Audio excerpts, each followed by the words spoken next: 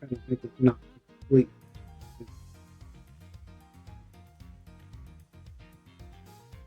Not here.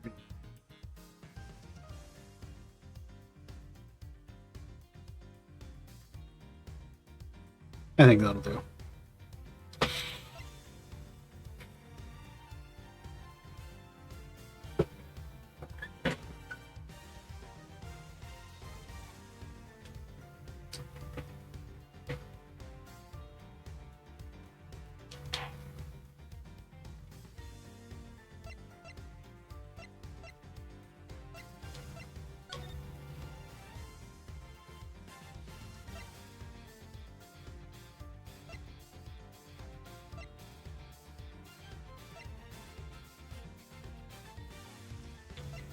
We'll do this one.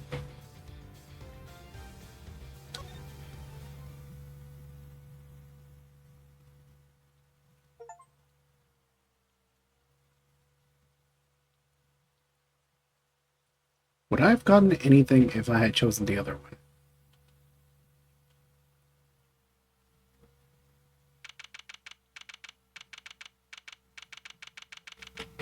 March 14, 1:16 a.m.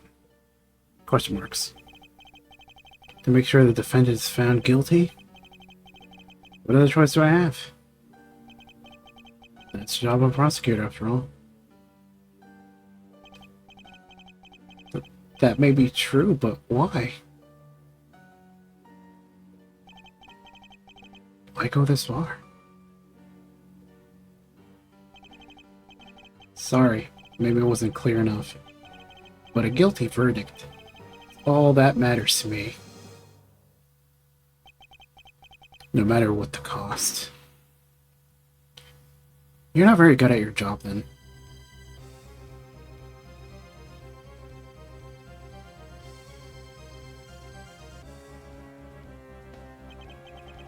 You're a prodigy among prosecutors. No, you're not.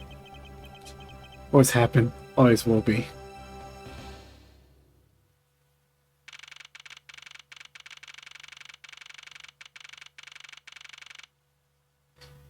March 14, 2:05 a.m., Prosecutor's Building, 12th floor hallway.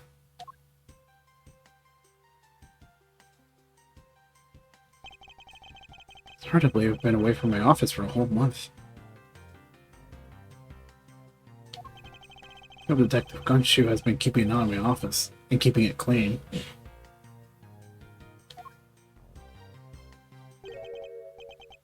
Door is unlocked.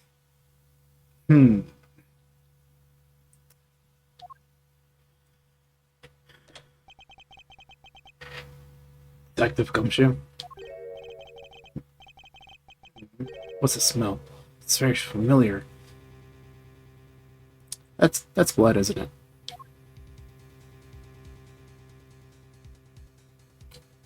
Well, I'm pretty sure I just stumbled across a murder. What the?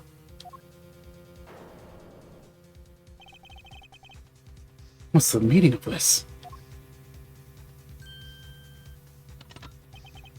Freeze.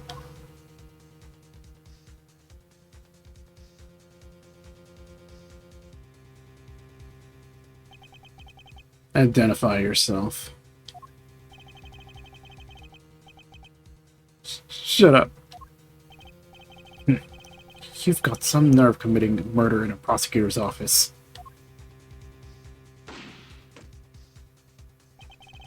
Is that a threat? Let me make one thing very clear. What? No one gets away with committing murder in my office. No one.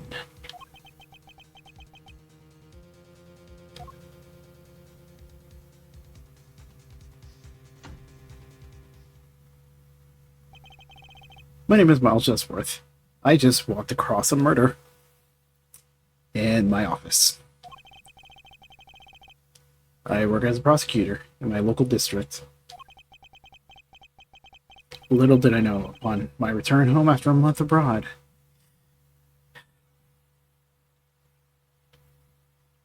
I really do not have the best of luck.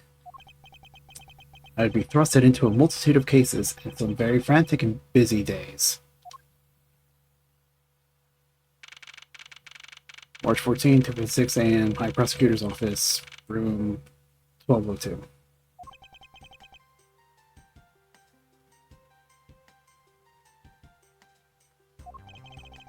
I finished photographing the victim's body, sir. Very well.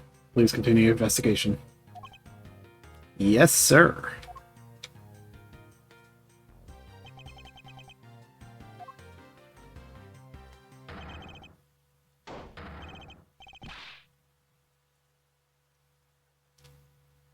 Mr. Edgeworth, sir, are you okay, sir? Did you have to scream? I couldn't even read that text. Keep it down, detective. This is a crime scene. Not to mention it's like late night, early morning. I mean, you won't wake him up, but still, be mindful of the hour.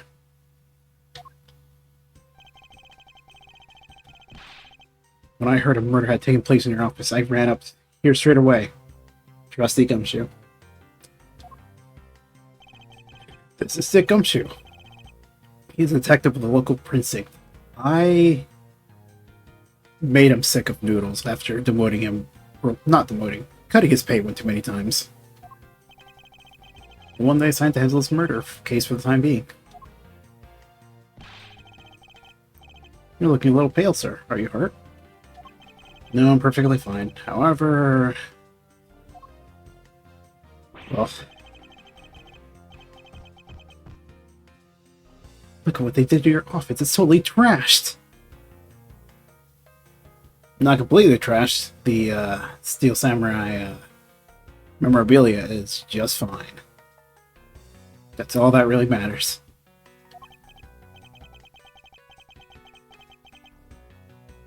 I'll say, the culprit sullied my floor with dirt rather well.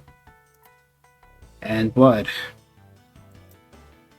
And debris of my tea set. And that frame holding my fancy outfit from years ago. A gun. My chess set, and yeah, the blood of the victim and the victim as well, and a bunch of my documents.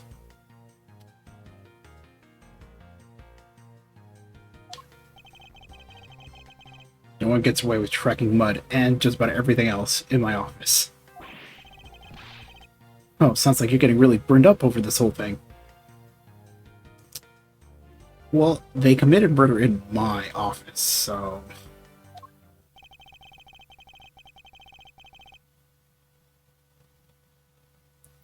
So it is my responsibility to solve it.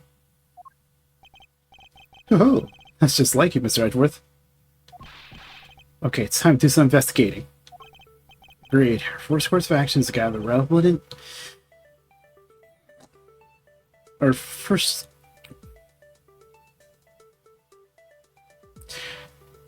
Our fourth... Come on. Our first course of action is to gather relevant facts and leads. Get evidence. We must not overlook anything, no matter how small, if we are to find the truth.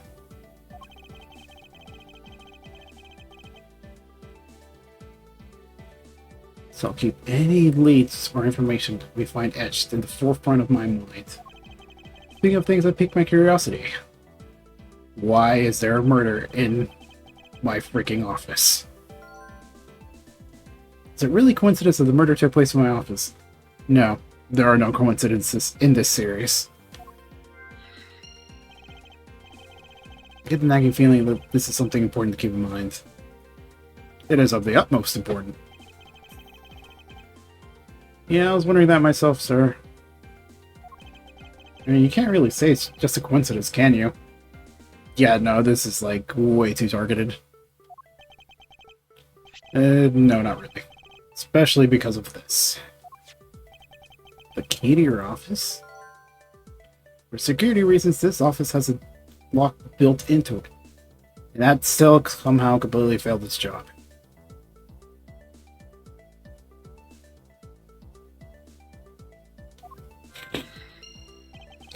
Moving on. What do you mean, sir?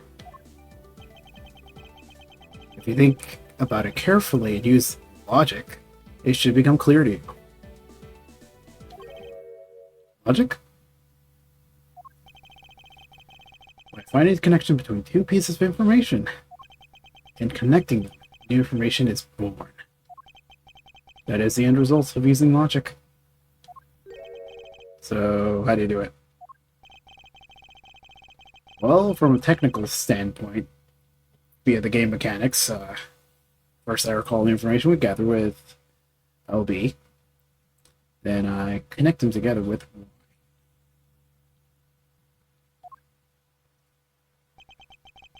Are you using a controller, sir?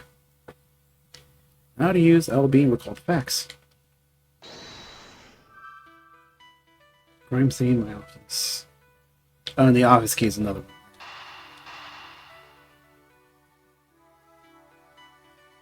It's so beautiful. I really need to memorize the position of these buttons. Having different console controllers can really throw you off.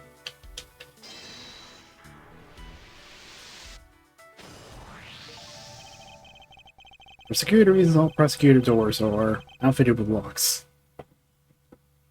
Usually to prevent something like evidence being stolen or, I don't know, a murder occurring in my office.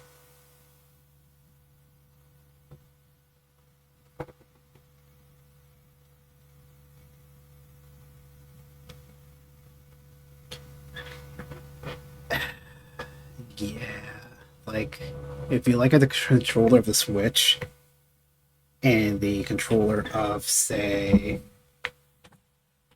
this Xbox/PC controller, you will notice that what's different between the two controllers is the positions of X and Y. Y is basically in the top position, usually where the triangle button is on the PlayStation controllers. On this Xbox/PC controller,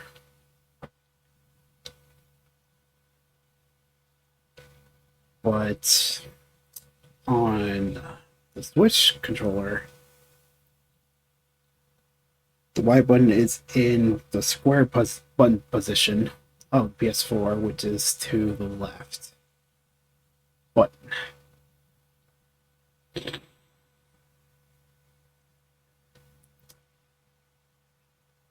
So yeah, even if I get on-screen controller prompts in a game, I'll have to take a moment to actually look at which button is which.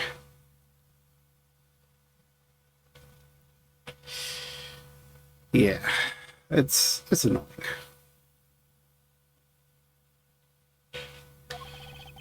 Which means it would have been hard for the murderer and the victim to get in here.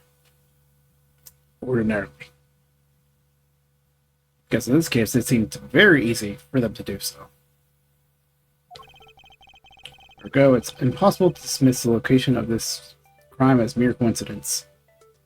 But do we really need to piece two pieces of logic together to figure that out? Yes, that's exactly what I was thinking, sir.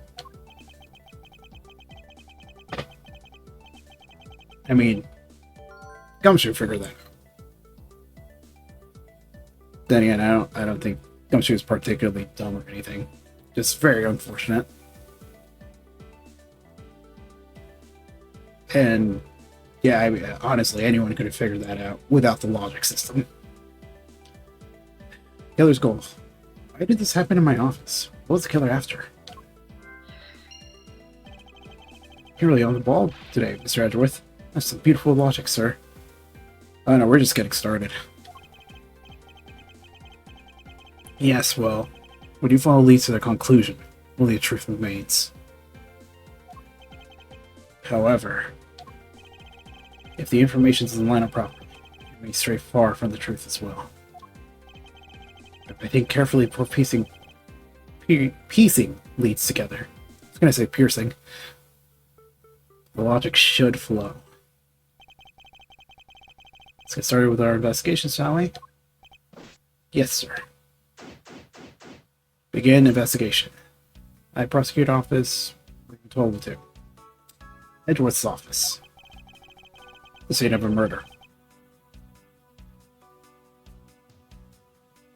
And a possible ransacking. Basis of good investigations. Examine everything, sir. Everything.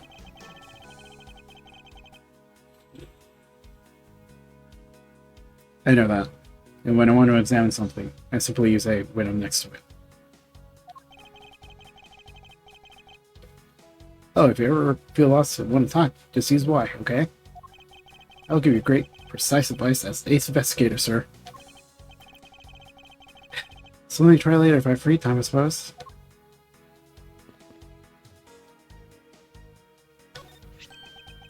What have we here? It's perhaps be the murder weapon? If so, it would mean that the killer made their escape after disposing of their gun here. I can't help but think that would be incredibly dumb if that was the case. I think I've seen one of these before. Kettle enemy elsewhere?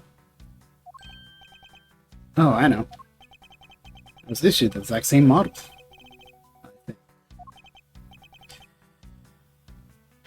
Detective, you want another pay cut? I don't really like guns all that much. I think they're really dangerous. You know what? Fair. I'll give you that one. But now that I think about it, you do see this model around the precinct a lot, sir. And it was my must, except in emergencies, so that's why I don't reckon it. That's why I didn't recognize it. Yeah, again, fair. It's the same type of revolver as the ones used by this precinct's detectives.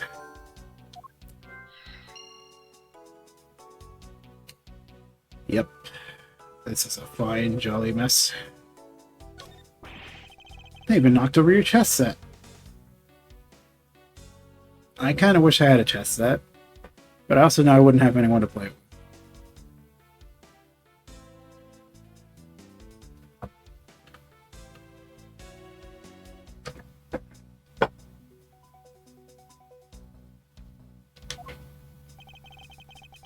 I had it all set up ready when you got back. Figure we'd play a few games. I had no idea you were interested in chess. I'm actually pretty good at checkers, so I thought I'd give chess a try. I don't know if that would translate too well. I'm not sure, though. I've never played chess. So. In that case, I suppose I can set some time aside after we resolve this case. But I don't expect the games to tax my mental pretty much. He's Edgeworth. We'll examine that last. Watch out for the teacup fragments there, sir. Oh, I'm watching them, right? Those are my teacup. They should be fragments. That killer is going to pay. This teeth. I'm actually really mad over this. This tea set is very dear to my heart and can only be bought in England. It's more than your whole month's paycheck. What? Now I feel like the killer's wasted one of my monthly paychecks. But considering the amount of pay cuts that he's received, I don't know if that's worth as much as he thinks. Still probably a fair bit, though.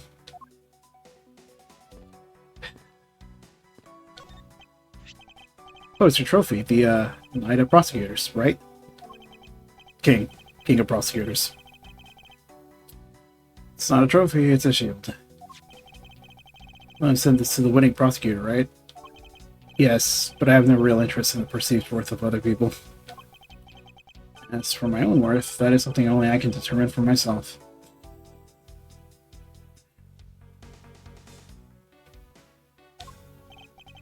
That's so slick, sir. I'm gonna have to try saying that sometime. Unfortunately for him, his monetary worth is tied directly to his worth to me. I feel another pay cut coming. Well, it's a good thing my Steel Samurai doll was spared any harm. He was spared for the true travesty. Speaking of which, I haven't actually sat down and watched any of that show. What's it about again? Well, I don't know much about it myself, but the hero of Steel Samurai, the warrior near old Tokyo, is the Steel Samurai. His goal is to defeat the evil magistrate, geared towards kids. However, its high production values and riveting plot draws in a number of adults as well. Spin-offs like the Pink Princess, Warrior of Little Old Tokyo, and the Nickel Samurai. Along with the Delusion merchandise, and even new stage stuff gives it presence. You sure know a lot. You sure you're not some sort of rabid fanboy? Of course not. Anyone who keeps up with society knows at least this much. And that conversation lasted longer than expected. Let us return to the investigation. We will never speak of this again. Is this yet another batch of fresh flowers? The ones that come with a card attached every month like clockwork for you? Yep. Speaking of that, let's see what's on the card this month, sir. All will be resolved. Wendy. Oh, Miss Irony, how painful are thy thorns. Wendy, isn't that the name of that old lady with the whiny voice that stall? That's enough, detective. You need not remind me further.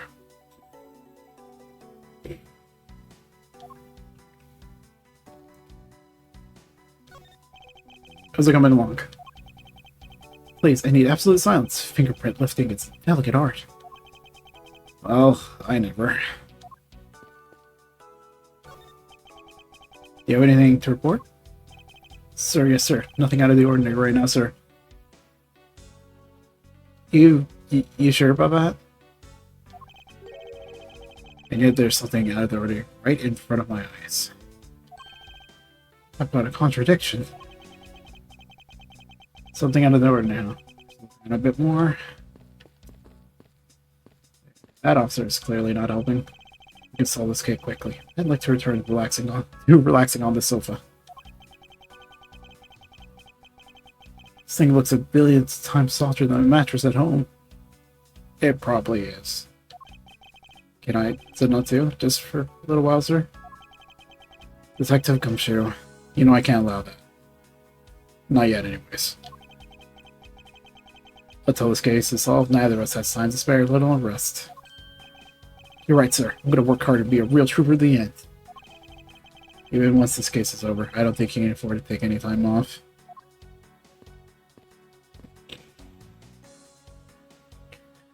Gumshoe has a rough.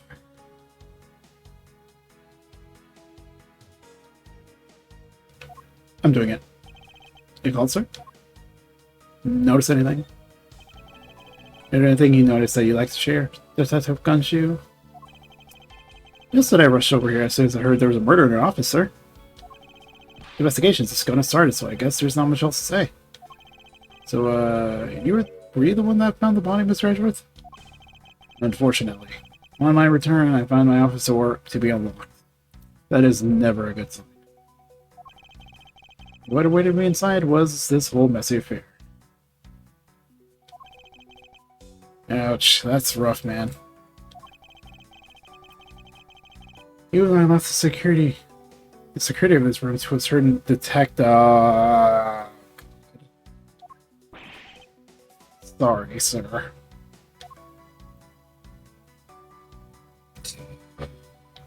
Oh, man. I assume you understand how to conduct investigations, Detective Gumshoe. Of course, sir. Examine anything and everything with A. By checking various things out, we can gather all sorts of intel. Like evidence and information. You see the evidence we've gathered with information. For information elites, it's LB. Ah, that's it. Great job, sir. Detective reasonable is the way to go. Deductive reasoning, detective. Clearly something you lack. Those pay cuts have not been doing you well, huh? Oh wait, I can present something. What a slick UI. The prosecutor's badge is really tiny compared to my police badge. But it also looks sharp enough to stab someone with, so... Oh, but it's really cool, sir. Much cooler than my badge could ever be. And again, it's also very sharp. There's no reason to suck up to me, detective.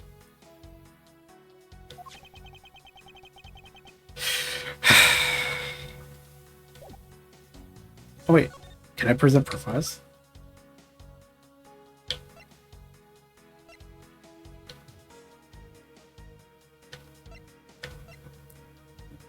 Question mark. Complete mystery. I don't know who this guy is. Why was he killing my office? Homicide detective at the local precinct in charge of the initial investigation. Age 32. Dick Gumshoe. That's my subordinate. One who apparently failed his job at security. I feel like that pay cut is looking rather imminent. Even though I was making jokes about it. Oops. Your fire's all over the floor, sir. It probably fell during the struggle between the victim and his killer.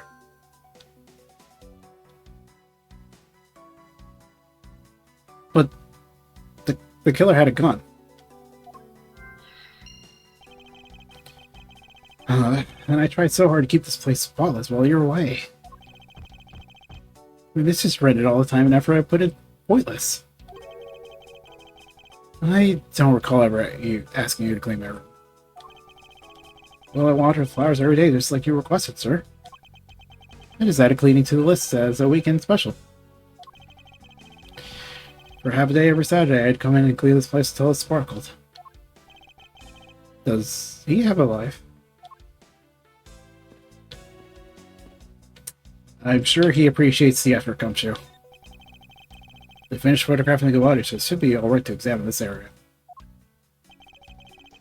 I won't rest till I inspect every suspicious nook and cranny.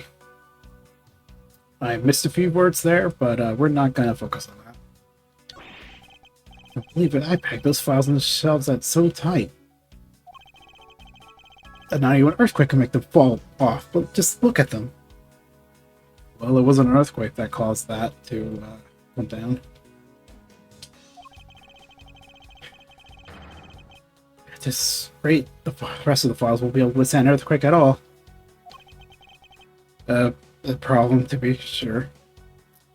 Really, you had to say that in front of Edgeworth. Why did you specifically have to say earthquakes? Well, once the investigation's over, we'll put them back up on the show.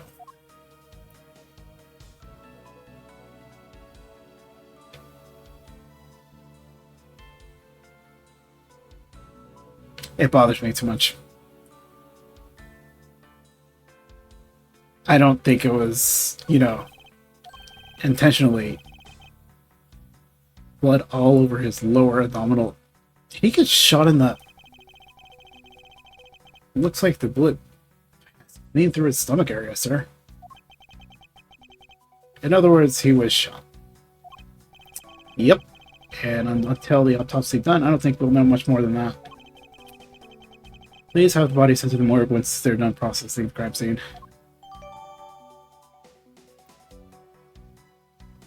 Yeah, the artwork and stuff makes it look like he got shot in the nuts. I don't think that's a good way to go either. Are you okay with keeping track of the evidence we find, sir? Of course. That's the safest way I know to keep track of it all. Want something done, you do it yourself. Alright, if you say so. Oh, the background's blackening again.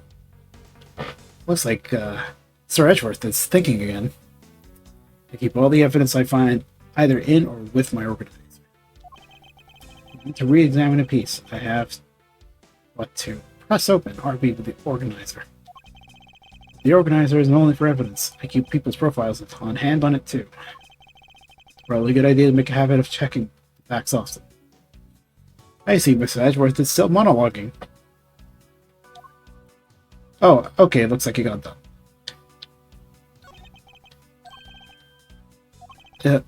That's not what I was...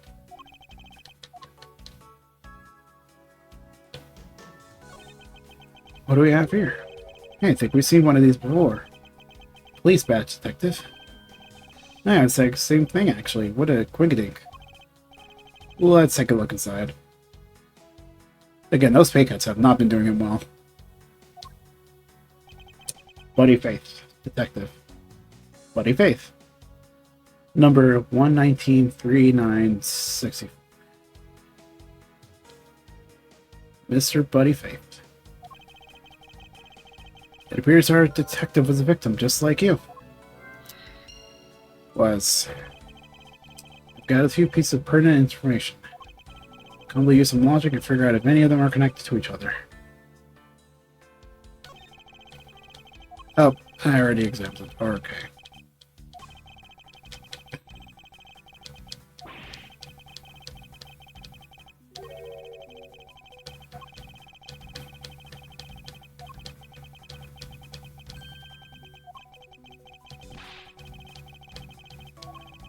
I mean, I'd appreciate it if I was Edgeworth, but...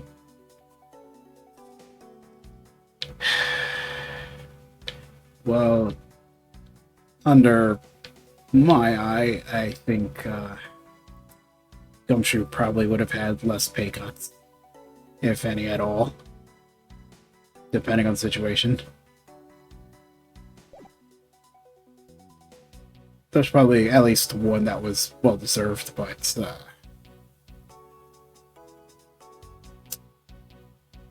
Right. Time to hold it up.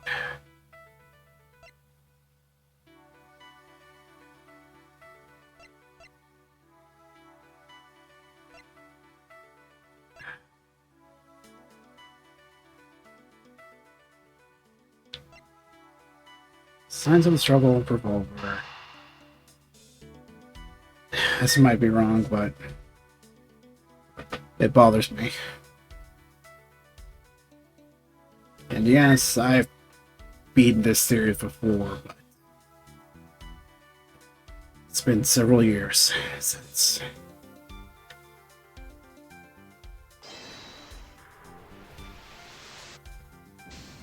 No. Not exactly a shining example of perfect line of logic. Science throw revolver don't work. And that means these two don't work together either. So I gotta cross them.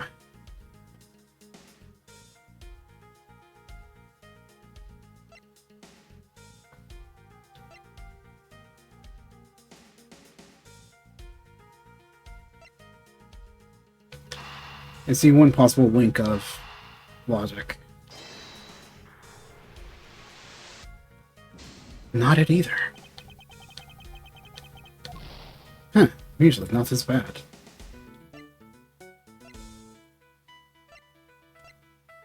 Killer's goal revolver.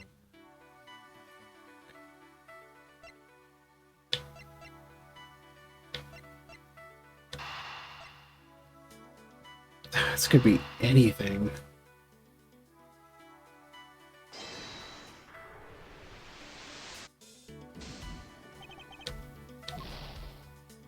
All right.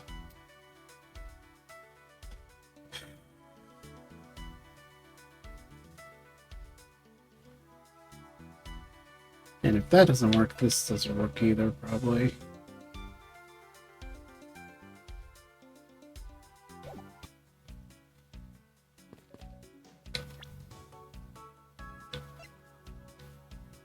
Victim Anthony, body was found 205.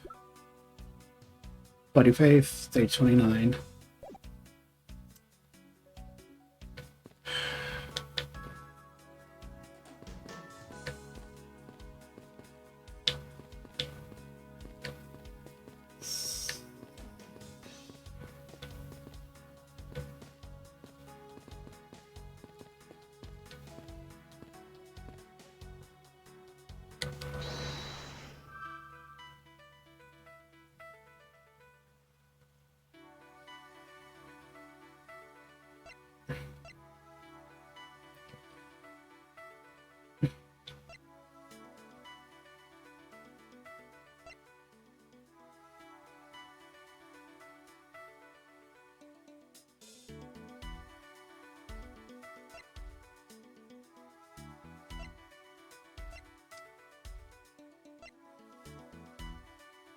Well, clearly my logic is not holding up well.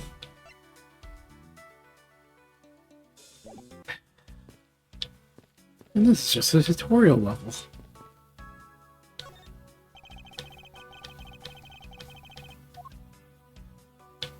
Shot through Andaman.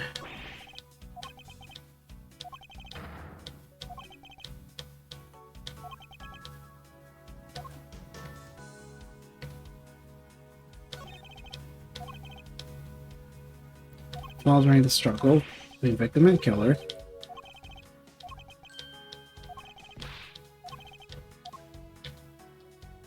Shot through the abdomen.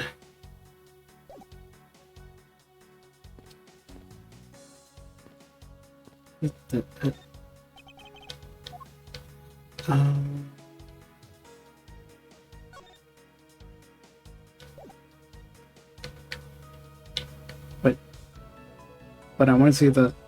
There's two bloodstains over there. Alright. It's knocked over during this... I bet that was shot during the confrontation with a mysterious assailant. A gun. Oh. It's been a while since I've sat at this desk. Wow, how I've missed you. So tiny that it looks newer than when I first bought it. Oh yeah, that thing's so polished it makes mirrors jealous. Don't tell me you had no other work the entire time I was white detective. My job is to protect your office, sir. And you did such a good job protecting it that a murder occurred in it. That's harsh, sir. I have to admit the desk has never looked better, so I guess I can't dock his pay. Okay, so he's saved for another pay cut.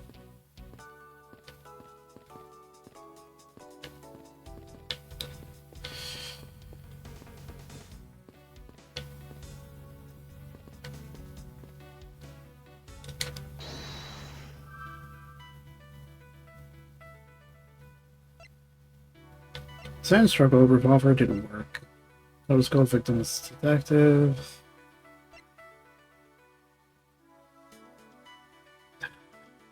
I'm already forgetting what things I've already tried.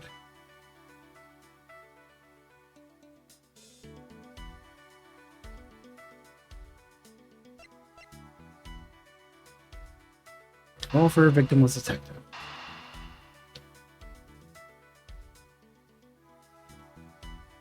Would this work? Oh, finally. A revolver standard model used by detectives. Yeah, my logic was clearly, faulty.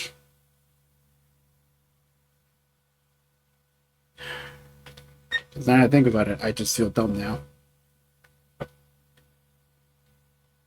The revolver standard model used by detectives. Could it have belonged to our recently departed?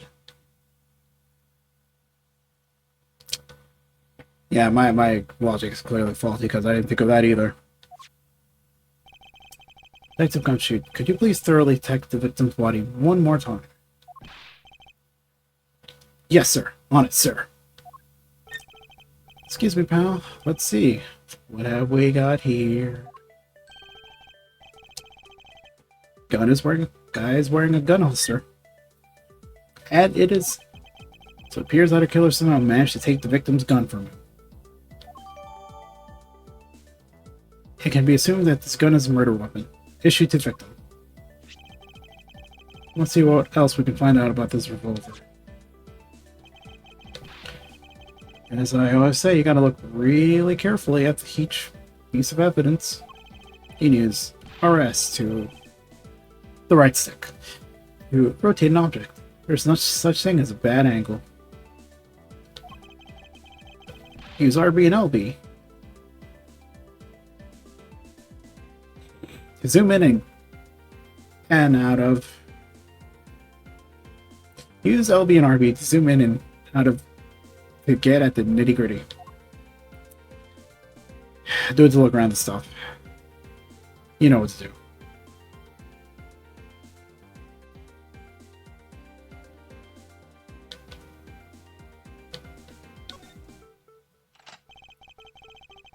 Only one round was fired from this. Wow, so the killer killed the Vic with one shot after wrestling the gun from him? Sounds like the guy knew how to handle a gun, huh, Mr. Edgeworth? That's... We have no proof for now. That is a distinct possibility.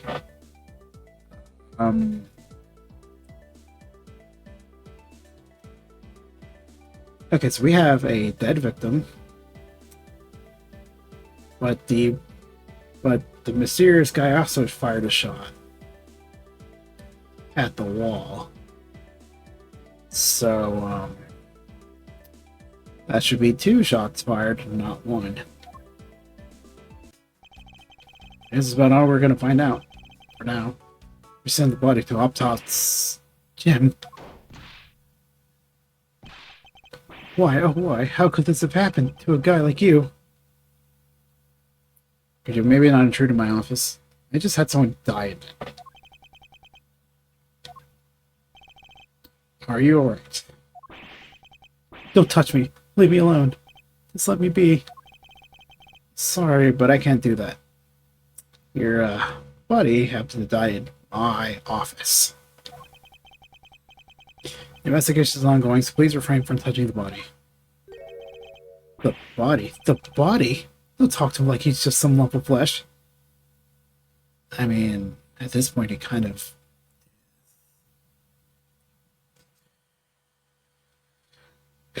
I don't like to speak ill of the dead, but, look at him.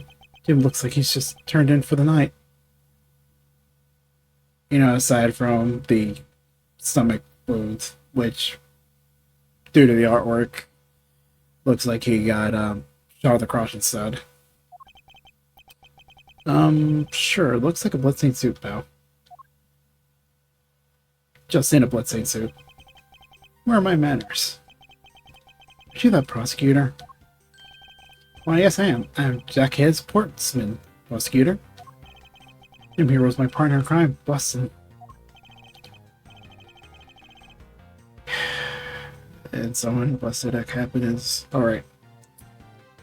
I'm Alice Edgeworth, and like you, I'm also a prosecutor.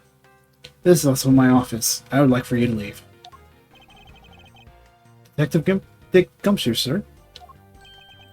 So you're Miles Edgeworth, huh? I guess this is your office. Yes. And I would like for you to leave. Yes, that is correct. Please leave. Then it was you. You're the one who killed Jim. Don't go around jumping to conclusions, pal. Just calm down, right? Not to mention, this is his office. I will not. I know how things work around here. I don't know if you do. My prosecutor's office doors all have locks built into them. And only the owner of the office has key to his or own office door. However, someone's not so great security allowed someone else to get the key.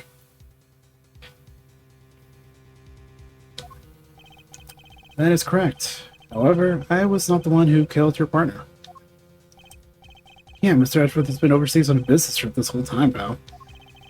And the key to the door was with me the entire time. Okay. So the only one who could get in here was me.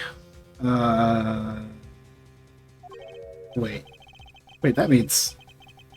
I'm not sure what that means. No, I think you do. You just don't want to admit it.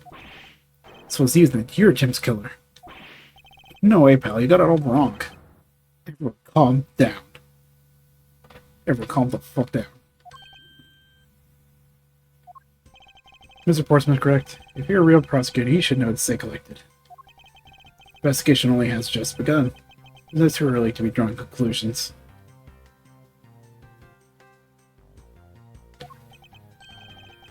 Alright, I get the point. You're right, my mistake. I tend to get a little hot-headed sometimes. Is that what you call it? You're a cool customer, though, Mr. Edgeworth.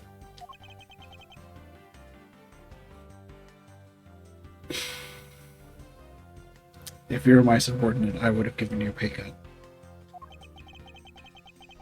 I've heard all the rumors about you. You're the great genius prosecutor. You're something of a legend, you know? Are you threatening me? Anyway, let's call Teresa and work together, okay? Now, how about a handshake to seal the deal? Don't touch me. Pleasure to work with you. You guys were conducting your investigation, right? Sorry for rushing in like that.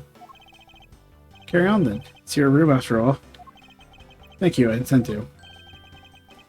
I just want a little more time to say goodbye to Jim. You there, sir?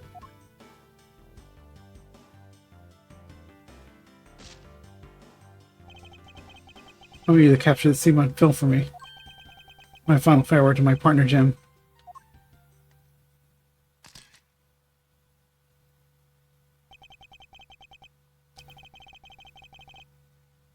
I should probably give them some space.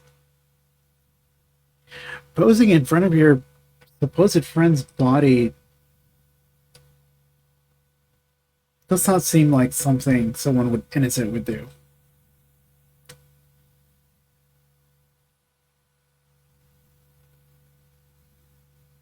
Like, I think that alone would make me suspicious of him.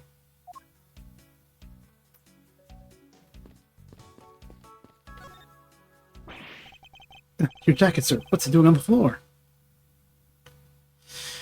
Well, as you can see, there's a gunshot wound on the frame. Must have fallen off a while when the killer tried to threaten me by firing a round. It was incredibly careless. It could have ricocheted and shot him. Or me. So the killer not only shot the victim, but they shot your jacket as well. Well, not the jacket. They dared to shoot the ultra special jacket that you made your prosecutorial debut in. Fuck. If that shot through it, it would have been a disaster. It's not worth getting worked up over, detective. Not when there's something more here. Huh? Like what? what that jacket is hiding. I think you haven't noticed yet, Detective. There's a giant contradiction right here in front of us. The gunshots. Really? Did I say contradiction? He must be rubbing off on me. Starting to sound just like him. It really has been quite some time since that person played that first game. I should probably get back to that someday. But I have my own methods, and I'll conduct this investigation my way. Scene performing contradicts a piece of evidence or seems off, so my detective skills come into play. First, I have to find the spot that holds the contradiction. This is it. Pull the hole where the contradiction lies. When I spot something that's off, I should point my cursor at it and press Y with conviction. And when I have found sufficient proof to prove the contradiction, I present it. This is how I do things. The prosecutor's way of doing things. You could call it a prosecutor's path.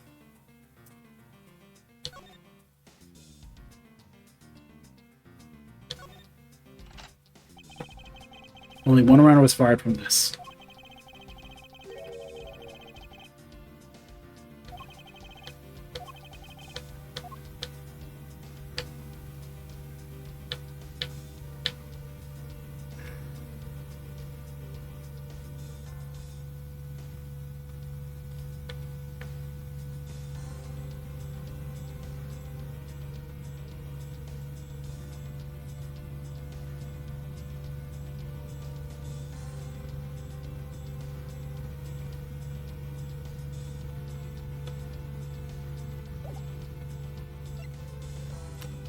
It was wrong evidence, wasn't it? Oh, no, I didn't present it. I just examined it like it... Okay. This bullet hole is a contradiction. I noticed it before Edgeworth did. What do you mean, sir? Elementary, my dear. 2 shots were fired in this room. First fell the victim, because it is highly unlikely that the bullet ricocheted and hit the wall.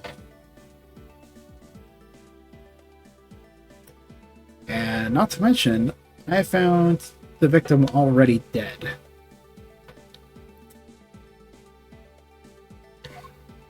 The first felled the victim, and the second felled this frame. Yeah, that's right. However, this gun was only fired once. Hey, that's true too. Which means one of these 2 bullets was fired from a different gun. Does the killer have another gun prepared for tonight? By the way, I noticed something, sir. Yes? What's that thing sticking out from behind the frame? Oh, that is secret safe. Secret safe? Oh, I smell money. I'll spare us the trouble and just say it. Nothing like what you're imagining is inside. If you could kindly move this frame out of the way. Roger that, sir. Talk about Dusty. So that's what happens when I don't hear Dusty off once in a while. Really not good at that. I had no idea there was a safe here. I kept it clean for you, sir. So, when did you put this thing in? It wasn't something I installed personally. Every prosecutor office has one. I just decided to cover mine up. Oh really? I had no idea. Only prosecutors were supposed to have knowledge of their existence. Oh. So, what's the side, Mr. Edgeworth? You know, nothing. We only use them to store especially important evidence when the trial's in session.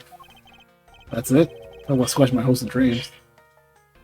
Well, I did tell you to bury those hopes at the very start here.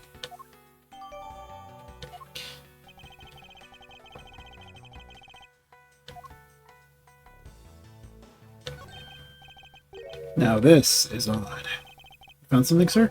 This keypad. Don't you find it a bit too clean? Yeah, there's like a layer of dust all around it, but not on the keypad itself. Which means someone used it. Either a forensic scientist. Yes, sir. Could you please dust this area off for footprints? You got it, sir. I couldn't find Lennon left a single print. Looks like it was wiped down well. Totally not suspicious. As I thought, it appears that logic is the only way around this setback. To rationally, calmly play connect the dots with the information we have, once again.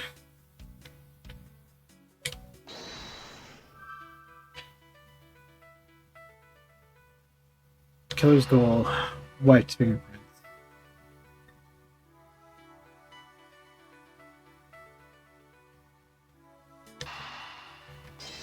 Line it up. Eureka. I believe I figured out what the murder was after.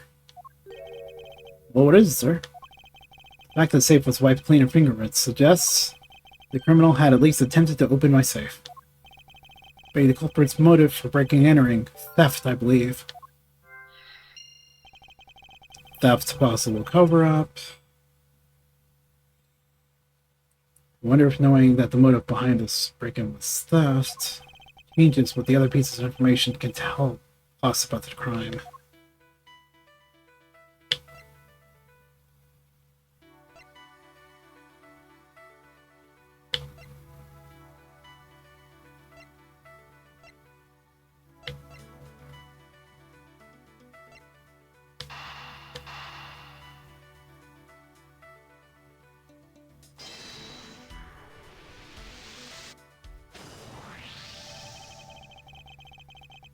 There's a possibility that the files played on the floor are not the result of a struggle between the victim and his killer. Oh, you mean like it could have been from the killer trying to find something, sir? Precisely. And the killer couldn't be bothered to clean up his goddamn mess. We need to figure out why. We need to figure out if any of the files have been stolen. Yes, sir. I'm gonna shelf files like you've never seen before, even at a library. Sure, let's give that a try. Why do the good ones always die young? Surely you must ponder that every once in a while, Surely you must ponder that every once in a while, Mr. Edgeworth.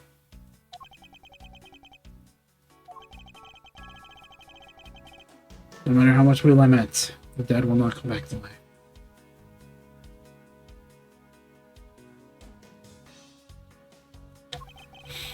All we can do is search for the truth.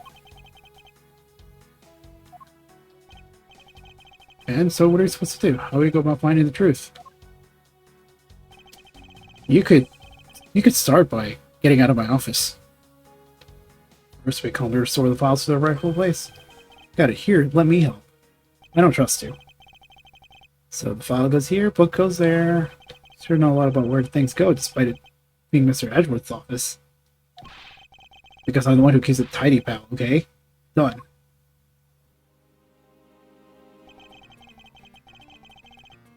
Don't appear that the murder is definitely committed here. Ugh, the bloodstain of the bush stuff are still fresh. Despite that the victim was killed in a standing position, hence the prints on the shelf. The guy fell on the floor, right? Blood, of course, kind of grossing me out. Come on, Gumshoe. Detective, I don't have the time to deal with your weak stuff right now. Ugh, but you know, no good with blood, sir. Okay, that I can relate to. Certain there's something wrong with this picture. Oh, the handprints bother me. I'll look at it first. Victim's handprints. Mr. tried to support himself with his hands here after being shot. There are prints on the floor, too. Notice this was made when unable to save sanity, he dropped to the floor.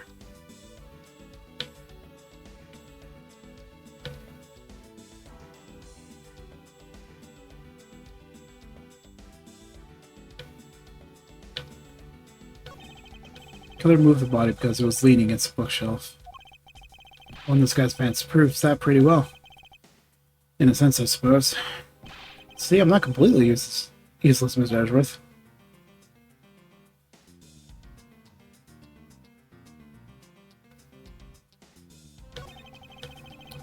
So this is where the bullet lodged itself after it went through the victim, huh? The bullet's being lodged so squarely in the file spine. In the case that the file were ransacked after the shooting had occurred.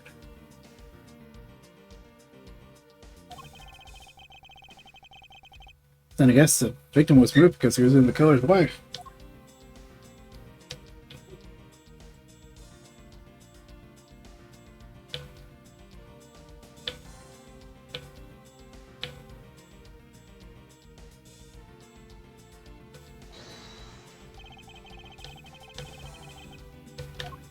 Now,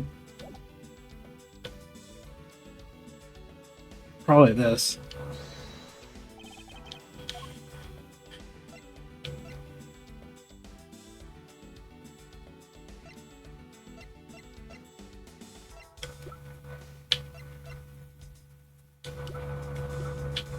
Jacques Portman, High Prosecutor with his prosecutor's office. My first time speaking with him, age 29.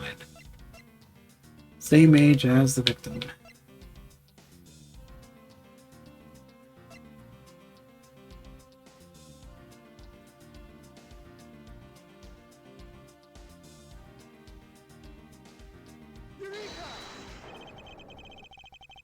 There's clearly a contradiction here.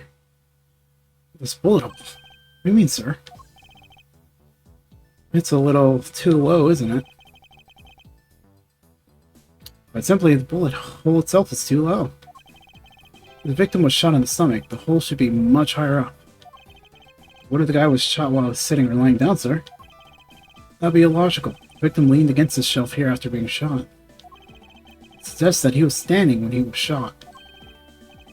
That means... what exactly, sir? It means you need to use your brain every once in a while instead of mine, detective. In any case, it means someone made a faulty assumption. And it was from this mistake that our current contradiction was born. It was the assumption that caused the problem with this.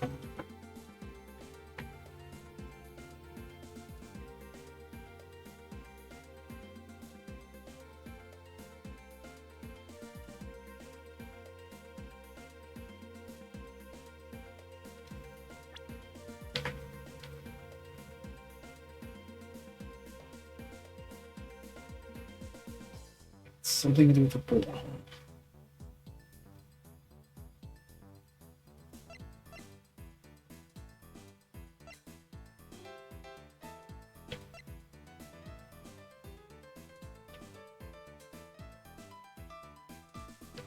I want to go with the order of the files. I believe the order of the files is better. I mean, I put them back in the wrong order just now? Hey, actually, I think the label on the files are wrong, sir. Oh, yeah. See how the files here that were shot begin with the number O? What are those doing all the way down here after 1, 2, and 3? It's really weird. Actually, the way they're organized now is the correct order. They're exactly as seen in my mind's eye. But the numbers are all out of order. And those white binders are special, so they are arranged a little differently. But from this, we know that the files were not in this order when the crime scene occurred. Well, when the crime occurred. So that's it.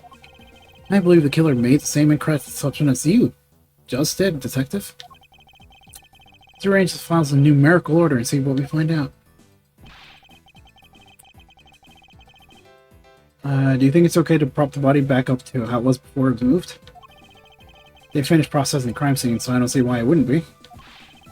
If you please, Detective Gumshoe.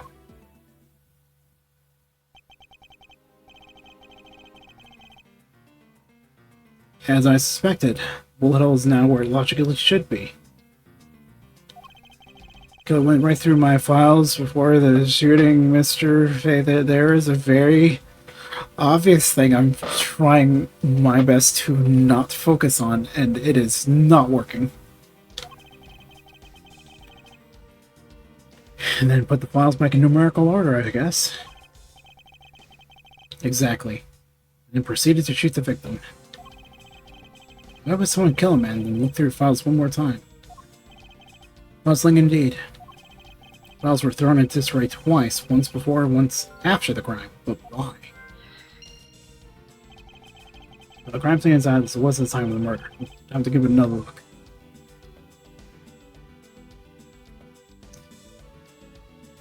It bothers me a lot. There must be some reasons why the victim's body was moved. Time to ponder that now. I think it's absolutely the time to ponder that now. Ponder that, I'm ready to go. Because I'm pretty sure it might have been to cover that gap. This. What is that? Why does it say gumshoe on there in blood? I'd say that's some incredibly incriminating evidence. Yeah, it's indicative of a criminal activity indeed. No, wait, there's gotta be some mistake. Mr. Edgeworth, sir, help me. Say something, sir. It appears that one of my files was stolen. Is that all, sir? What'll be my situation? I don't know why he suddenly got an accent there, but the killer was really after?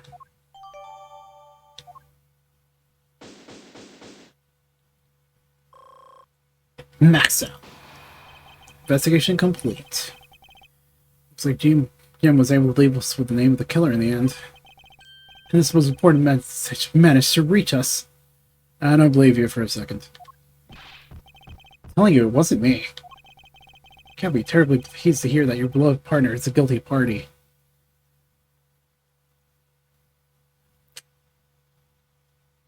I really doubt he would do something like that.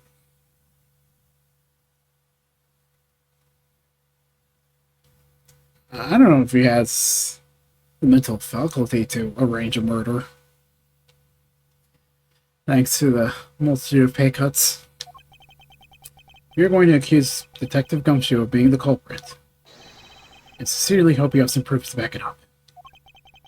Jim's words, they're more than enough, when you say.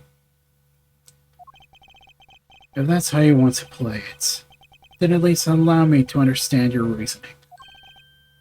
You got it. I don't like this one bit. There's something strange about this man's attitude. Seems incredibly smug. That smile looks very fake, too. There must be some sort of flaw to his logic waiting for me to dig out. And I will tear it out with my bare hands.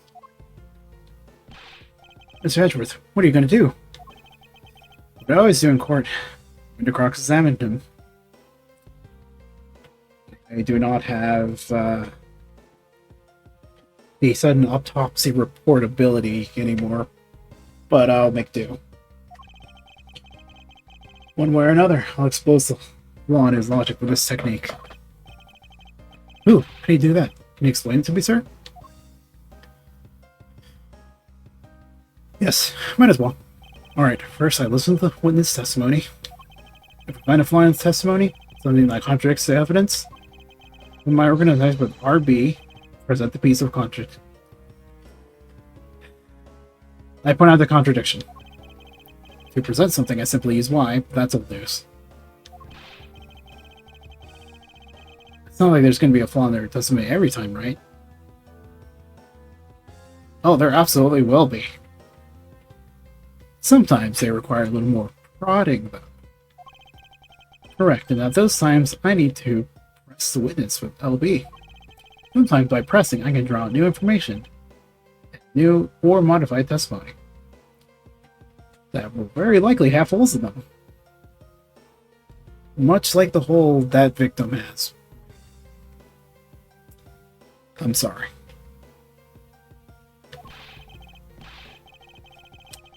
I think I get it, sir.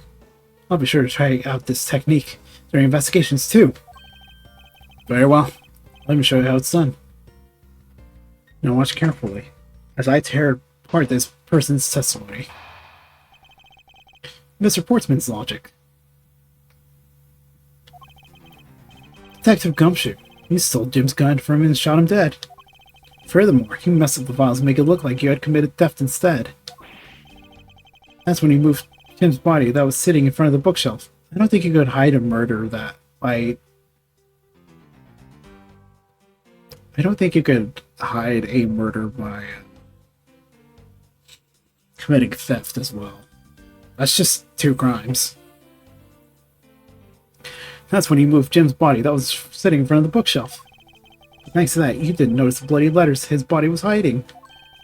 It'll be his final words that you'll be brought. It'll be by his final words that you'll be brought to justice. Stop shaking your hand at me. You intend to argue that the victim's dying message points to the killer.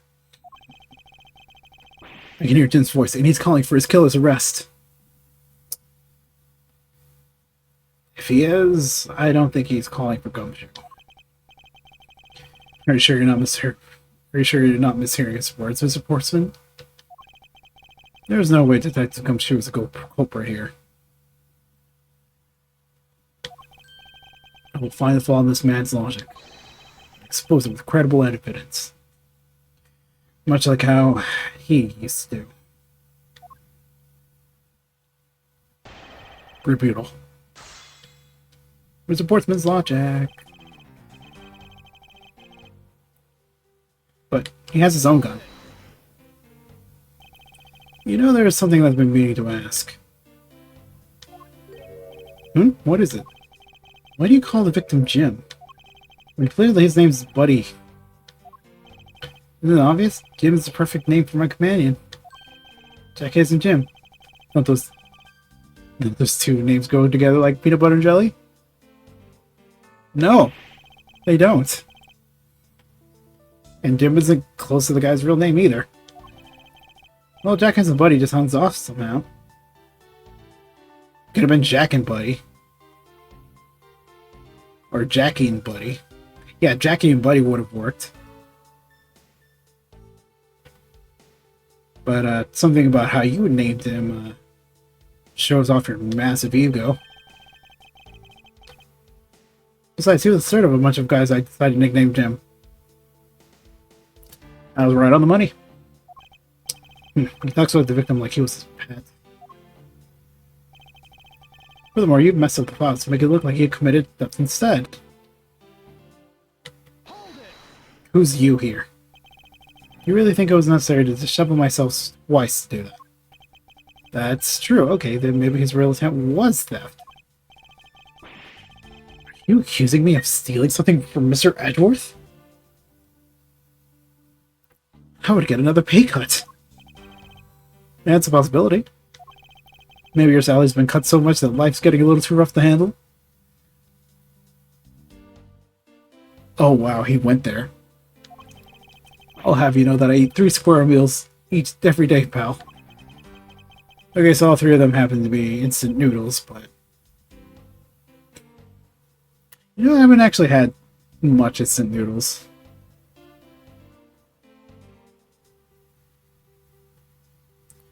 I do happen to have some, but something I rarely ever eat.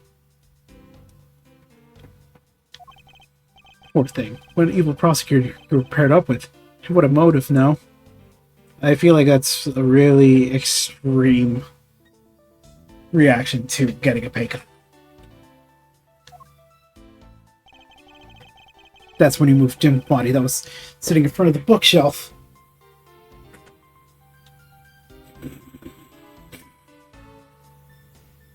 I don't know if I'm getting sick or it's allergies, but my nose is kind of stuffied up.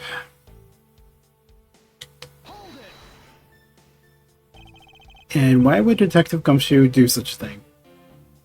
You'd think he'd probably, you know, if it was him, he'd probably forget to do that. Because the body was getting in his way. He had to mess up your bookshelf somehow, right? Anyway. Thanks to that, he didn't notice the bloody letters his body was hiding. I'm too busy noticing the missing file. It is very distracting. Why do you think the killer didn't notice the bloody letters? The killer absolutely did. Bloody was covering it quite well, wouldn't you say? That's how we missed it. Judging by what I've seen, it doesn't take much for a detective to miss something. Who do you think you are? You know nothing about me, pal. There's a lot of person can understand. Another first impressions alone. Like your massive ego.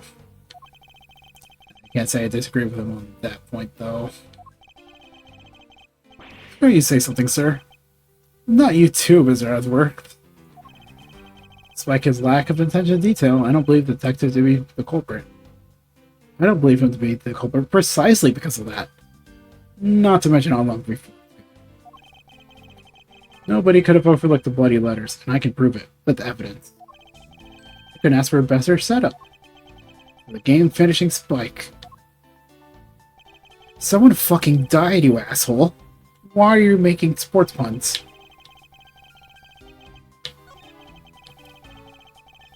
And it will be by his final words that you'll be brought to justice. Are you saying that those letters were intended for you?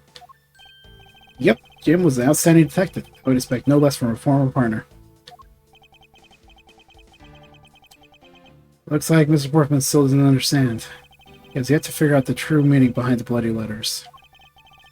What are you supporting over there? Just admit my logic's perfectly sound. Actually, there's a gigantic flaw in his logic.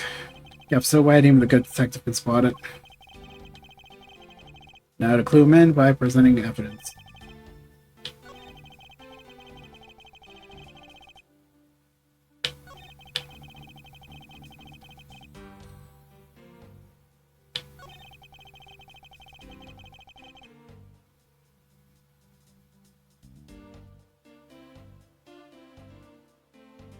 I feel like I know what the contradiction is, but I don't know what thing to present to show.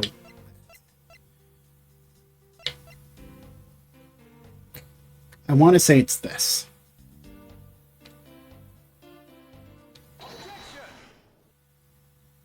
Oh, thank goodness.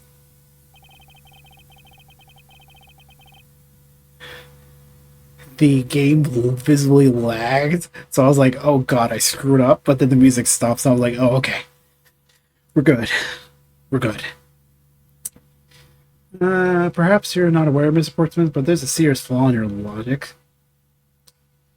You know, kind of like a certain defense attorney who came up with stuff before I submitted that updated autopsy report. You should be quite familiar with my techniques.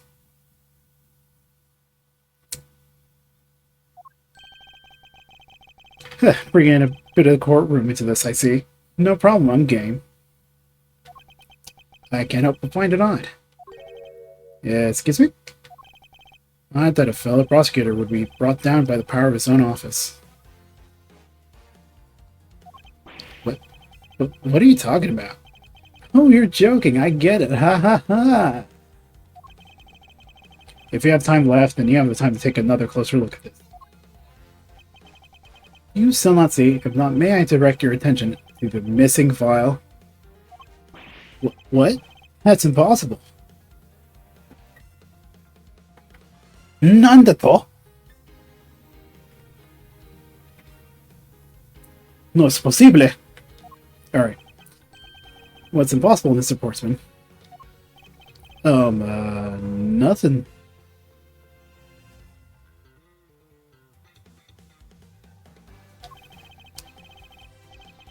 Files in that shelf were all about a certain case.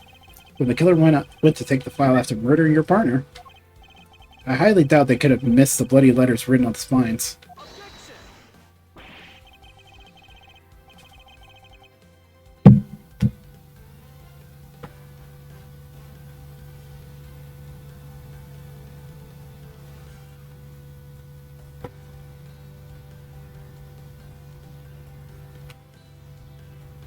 Hold up. Is this an arrangement? I think they updated the music. I didn't even notice.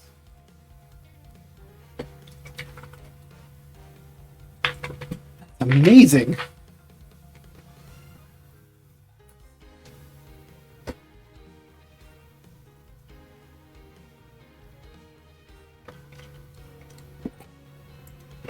This is not that mini that I remember years ago.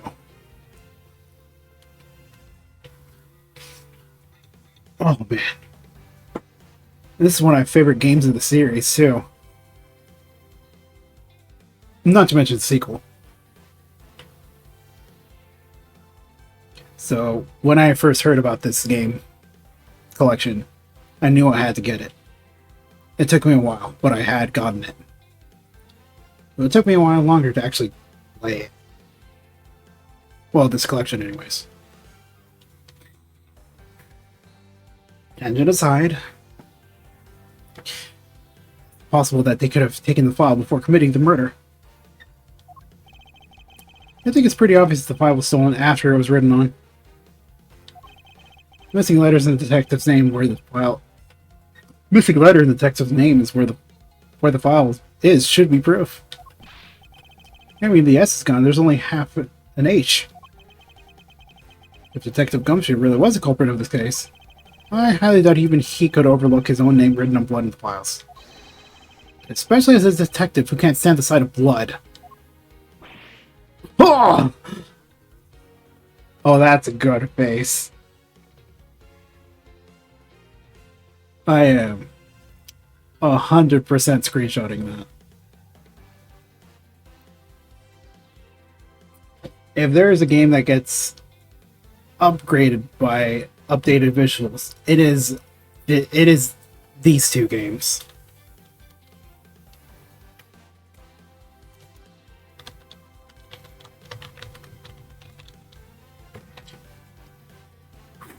Oh boy. Yeah, I remember taking screenshots of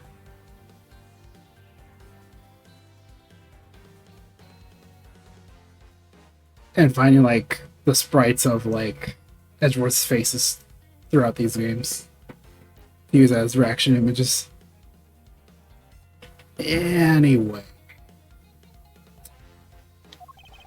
Which means, what exactly? What does that make this lying message? Falsified, my friend. It makes it the work of a criminal intent untampered with a crime scene. That's so low, I can't even believe the criminal tried to pin this whole thing on me, sir. And yet, did not take account the detective's personality and situation into account. Incredibly sloppy work, murderer. I'm gonna get him, sir. You'll see. I'm gonna have him under arrest in no time. Meanwhile, Edgeworth's there just mug as all day. I think that alone might be another good one.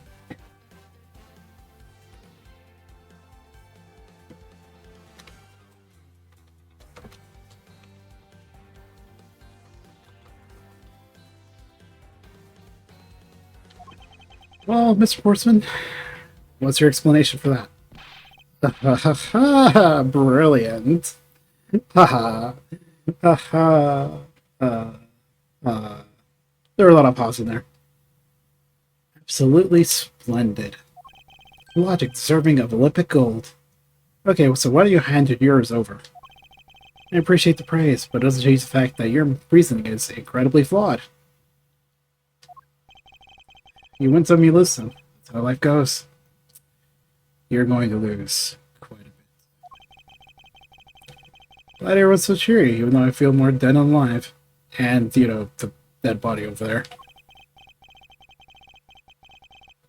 But you know, it really is a shame. I really didn't want to have to bring this up, however. Plus, this time you're after me, pal. That's another good one. Except I timed it wrong.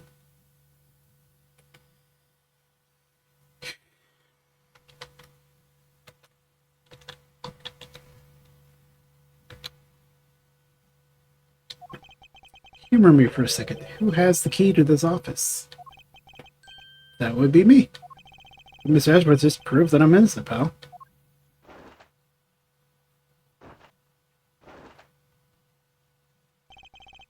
That's absolutely right, and I acknowledge your innocence. Why do I sense you still have something to say?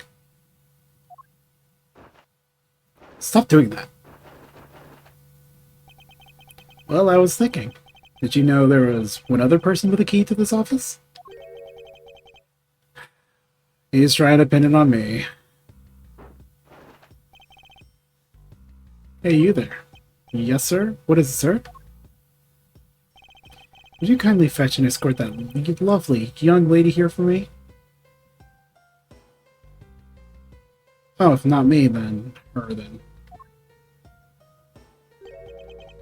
The lady. Girl's members is building security. Think of her as a material witness.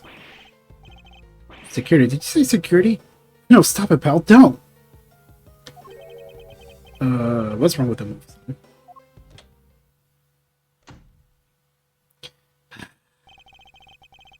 I believe she needs no introduction. I have called upon Miss Maggie Bride. Member of security. Detective Gumshoe, sir. Maggie. Miss Bride is a security guard on watch tonight. Oh, did profiles update? Oh, yes, they did! Age 23. A bit of an age gap. I mean, I can't really get on people for age gaps because, you know, parents were age gap parents. Anyways. Gumshoe knows her from when she was a police officer. Now she works as nighttime security. I see your point is. My point is that she could very well have used it. And by it, I mean the master key, which can open all the office doors in this building. Can also open the way to another way around the world of Dark Souls, but that's not relevant here. What? What? I could have done that, but if you're not the guilty party, Detective Gumshoe, then the only other person with access to this room is Miss Bride. How dare I would never sneak into someone's world. That's right, I refuse to believe that she's the true culprit, pal. It was me. That's right, I did it. Can we take that as confession, Detective? Well, it wasn't really me, but it definitely wasn't Maggie, pal. So yeah, it was me. You have no problems with that, right? Ugh, come on, dude. Please refrain from flying off the handle, Detective. There's no need for such theatrics, because that's exactly what Portsman wanted. Listen to your boss, Detective. He understands what I'm saying here.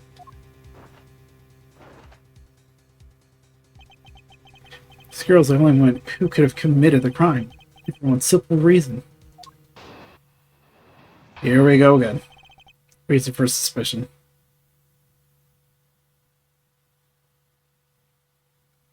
You do realize by switching from one possible suspect to another like this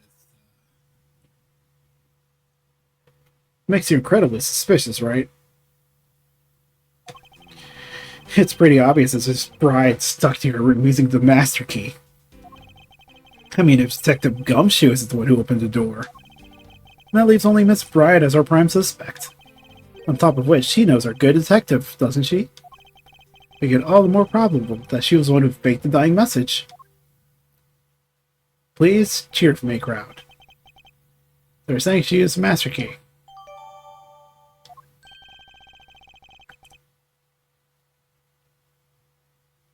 But she doesn't have a gun.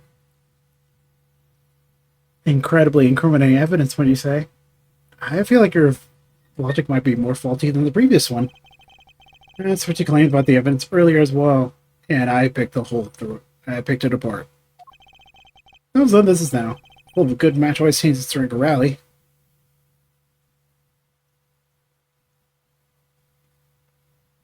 You don't win much, do you? It's all about your reflexes and reaction time, especially for an athlete like me. I don't think you're a very good one. I wonder if there's anyone else other than Miss Bride who could have used Master Key. I mean, there clearly is. I wanted to get squeeze information out of Mr. Portsman is to give me more is to impress him.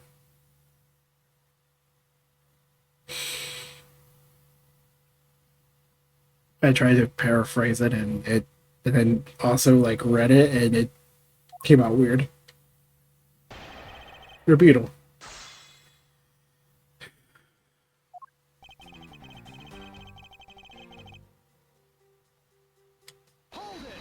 Go on. Are you sure that Miss Bride is the only member of security who could have used the master key? There's only one person on staff at this time tonight. Tonight, she's it. Isn't that right, Mr. Bride? Miss Bride. Did you just misgender me? That's true, but I wasn't able to use the master key at the time of the crime, sir. Wasn't able to? What is that supposed to mean? Huh, yes, moving on. I hate to get sidetracked by something unrelated. What do you mean, unrelated? I want to hear what she has to say, pal. You can't really trust her not to tell lies. I can't trust you to not tell lies either. Plus, I hate wasting time. You're wasting my time. Abso-fucking-lutely. Not so fast. Oh wait, he hasn't showed up yet. I'm interested in what Miss Bride has to say. Didn't I just say it'd be a waste of time? I don't care what you think. Didn't I just say it'd be a waste of time? We don't need to hear her lies. Don't believe Ondoor's lies. I'm Captain Bosch.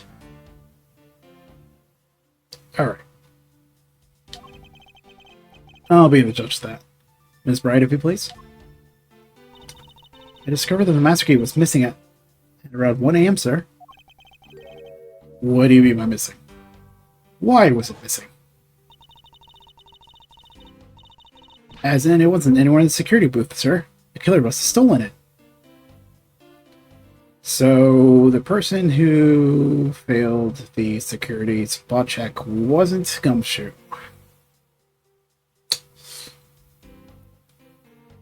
He's not getting a pay cut, but someone might be getting fired.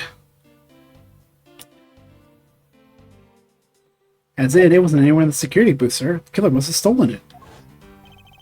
Mr. Portsman, I believe this to be an important piece of testimony, don't you? Can't believe someone like you would be ticketed by such words. You're not lying, sir. If that's the case, I'd like to know why you have the master key now. I don't quite know. Let's repeat all of a sudden. A likely story. And where's your proof that the key was stolen to begin with? I believe you just forgot where you put it and then found it again. They never lose things. I can practically guarantee that. But if something disappears, it's usually because someone stole it. Yeah, pal, trust me, you don't want to test how bad her luck is.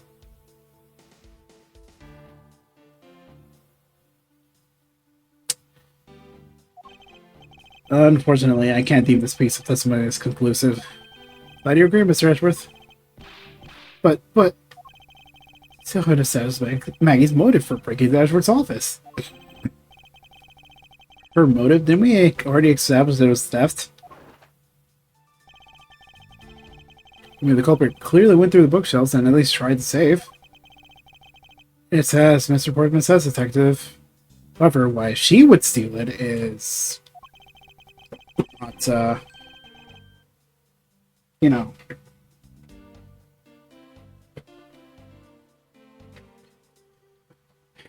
Anyways, I can't ignore the fact that all the evidence points towards theft. That's a motive. When I'm done taking blows, it's time to counterattack. A few facts of my own.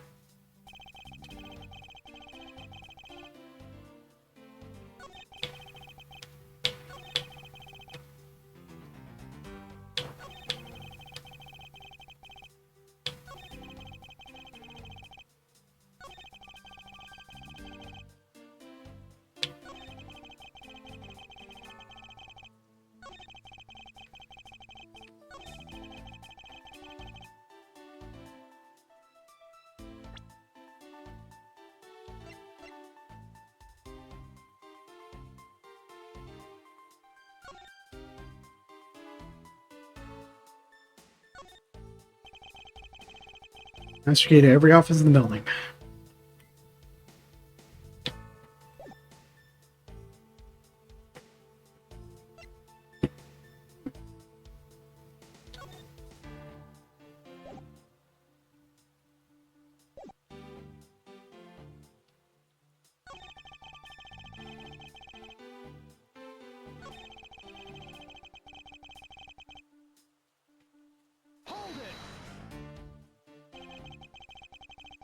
I concur that the culprit's motive appears to have been thievery. However, I'm glad to hear that the great Miles Edgeworth is agreement with little old me.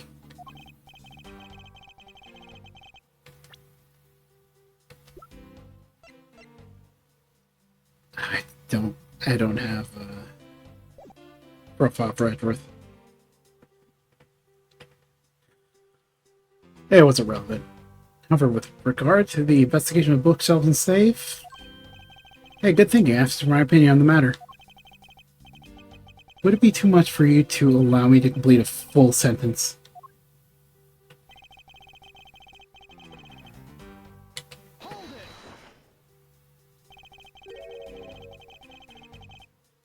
That way, salvage his innocence pretty thoroughly. It was just a theory, one hypothesis among the many possibilities. I mean, I had my doubts about Miss Bright from the very beginning. If that's the case, then why didn't you mention her first? It's almost like you pulled this out of your ass. Oh, no, don't make that face, see? There goes the truth running the other way. Let's pick up the pace and see if we can catch up. I don't think you're catching my drift. Oh, but we're in agreement the detective isn't the killer, right? If so, then I hope you'll understand when I say that she's the only one who could have opened your office door. And that leaves only Miss Bright as our prime suspect. Don't you think it's a bit early to be jumping to conclusions? You already did this earlier.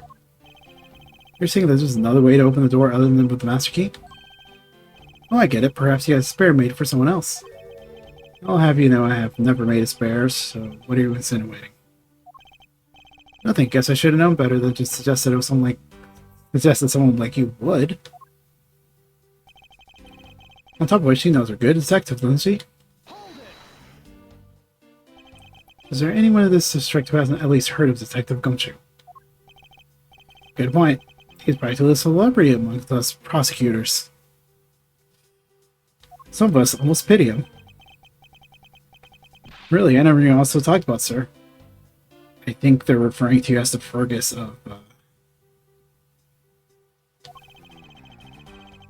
We're holding our collective breath, you know. When you screw up so badly that you're literally chased off the force. Wait, what? Is that true, Mr. Edgeworth? Of course not. That's hogwash. Don't scare me like that. I almost had a heart attack there. Did that actually happen to him later? I would like to hope no, but make it all the more probable that she was the one who faked the dying message. By dying message, you mean the bloody letters that spell out Gumshoe. Prove that whoever wrote his name must have wanted to frame him. I mean, yeah, they did. That's probably the only true thief ever actually said. And the act of choosing his name is proof enough that the two knew each other well. Mr. Edgeworth, what are you waiting for? Hurry up and present some evidence. We'd love to, but first we should listen a bit more into just what he's saying. Pressing for more information.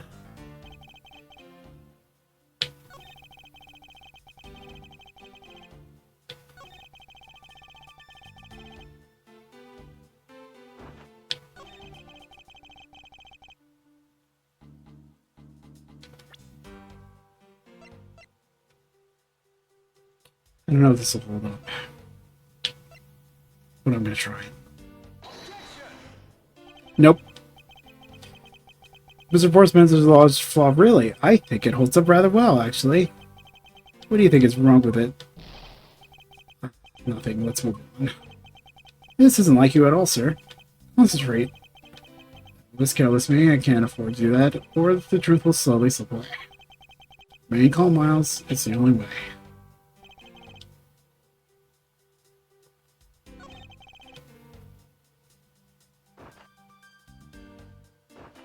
Could have been the wrong phrase.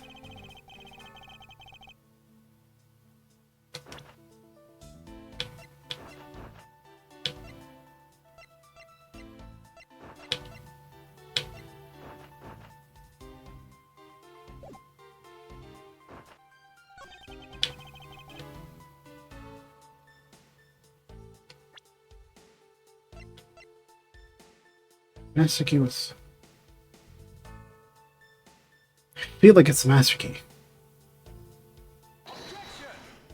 But it's not.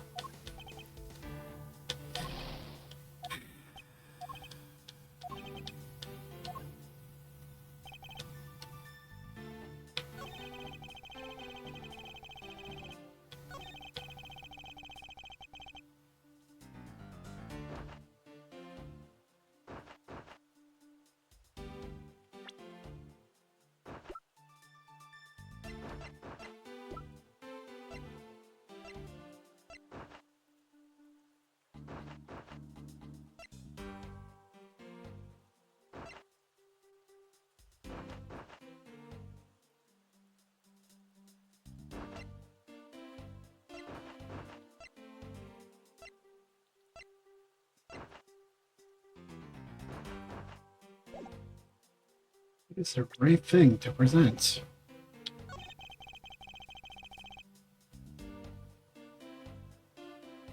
But you know, she doesn't have guns, so... But that's not it either.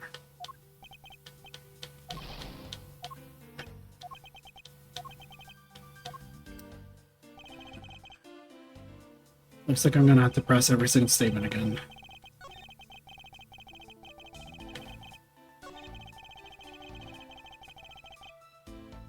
Think I'd get stuck this early on.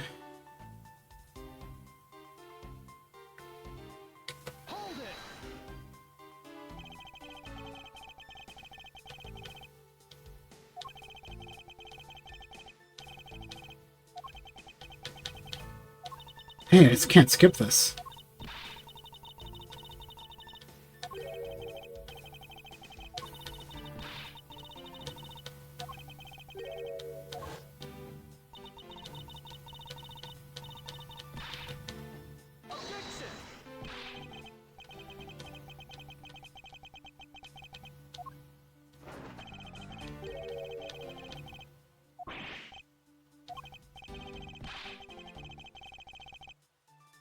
He really doesn't.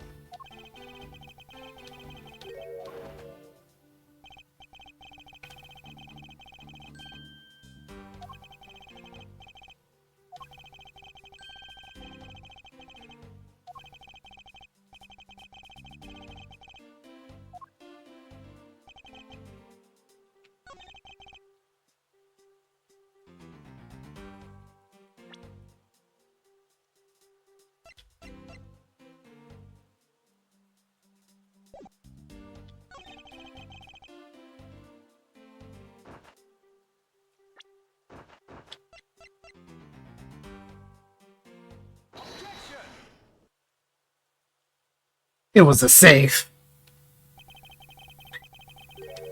I did not think about that at all. I was so focused on the key.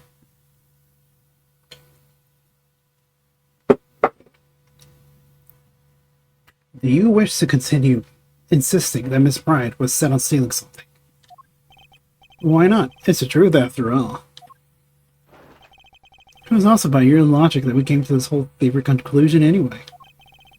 That may be, but you're also aware of the fact that the safe is a secret safe, the existence of which is only privy to prosecutors.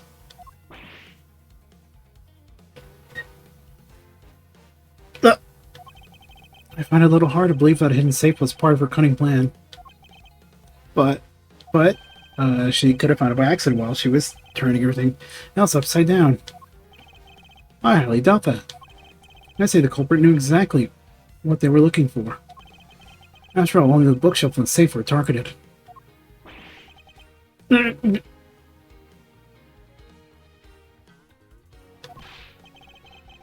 Hey, man, I didn't know about the safe, pal. And that means there's no way Maggie could have known about it either. And are you proposing that the killer is a prosecutor? Interesting conclusion. Thank you for drawing me to it. It's definitely looking more and more probable. You did that to yourself, man. What's wrong, prosecutor? Do you have a different suspect in mind now? It was you. Versus why? What made you... What's with the angry face all the... He is going to pin it on Edgeworth. It's not my fault. What do you mean? The absolute blank face.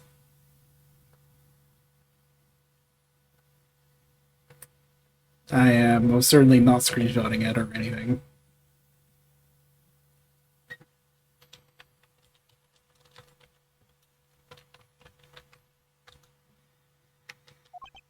It's Jim. He knew about the existence of secret safes. What did you just say?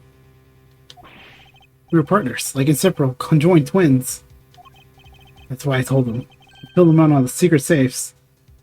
Pretty sure that's not allowed. That means... Yeah, I know. I had only just told him too. Obviously, it was wrong of me to tell him. Still, I can't quite believe it.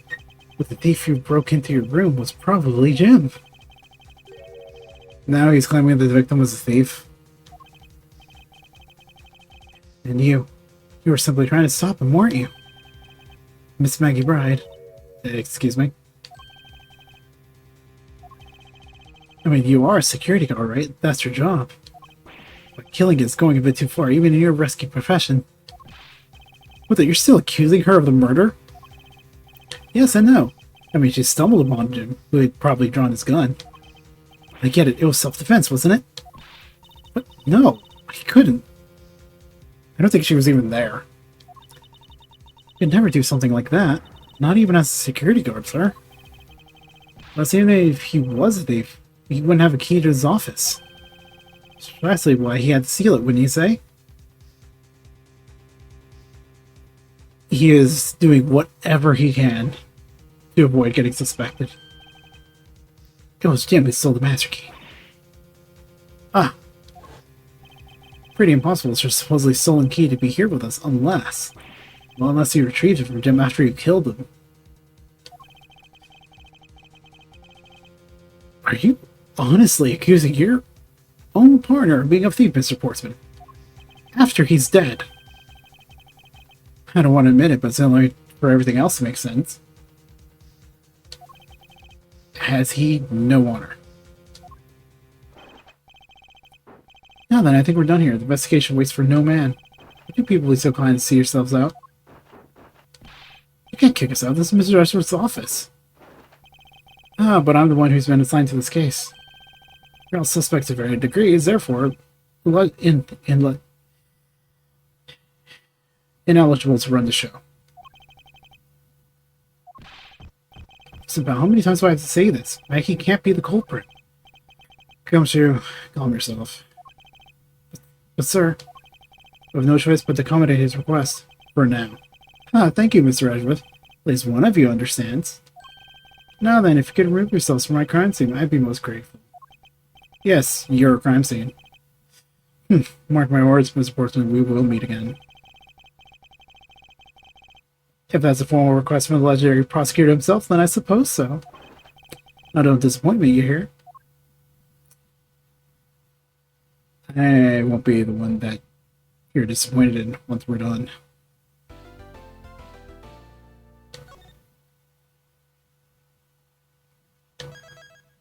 Yeah, boy.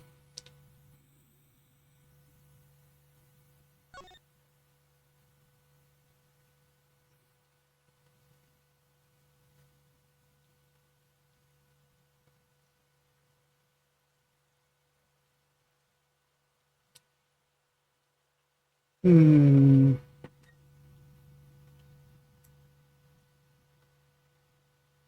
Do I want to keep going?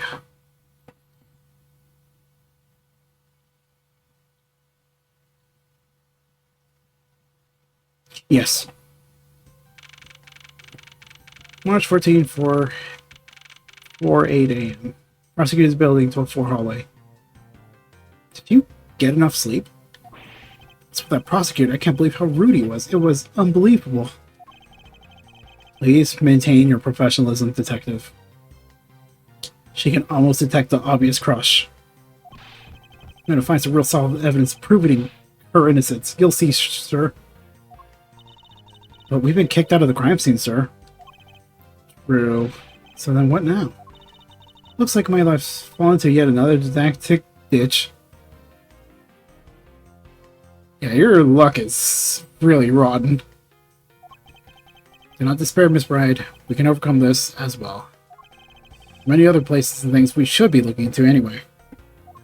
Like this hallway. Really, sir? For example, this hallway. Linchpin of his argument against Miss Bride is related to the Master Key. In that case, this hallway is a perfect place to look for more information regarding the mystery surrounding my door. Begin investigation. 12th floor hallway.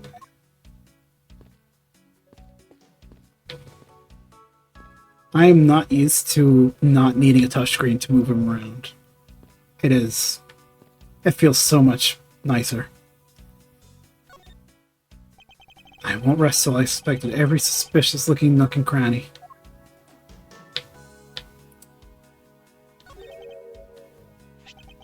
It's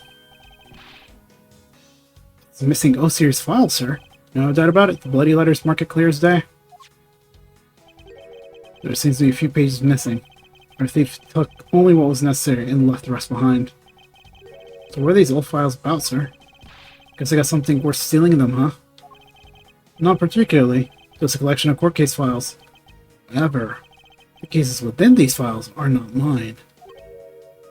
Huh? They belong to the High Prosecutor that used to occupy my current office. I have my reasons, but let's just say I was charged with keeping them as they were. That means the thief must have also wanted the file for a specific reason, right? It would seem so. Only the pages related to that case from 10 years ago were missing. I wonder why anyone would care such about an old case. Yeah, I wonder why. Well-crafted, high-quality sofa for visitors. Stitching is excellent. Oh, what a luxury waiting area. These babies are great for napping, you know? You would sleep even out here, detective, in the hallway. If you're tired, you're tired. Whenever I do, I always wind up dreaming about giving testimony up on the stand. It always ends the same way, me getting trounced by a lawyer. Isn't that awful? Maybe I should give it a try sometime, to envision myself winning, naturally. Oh, you. Nothing else here from the looks of it.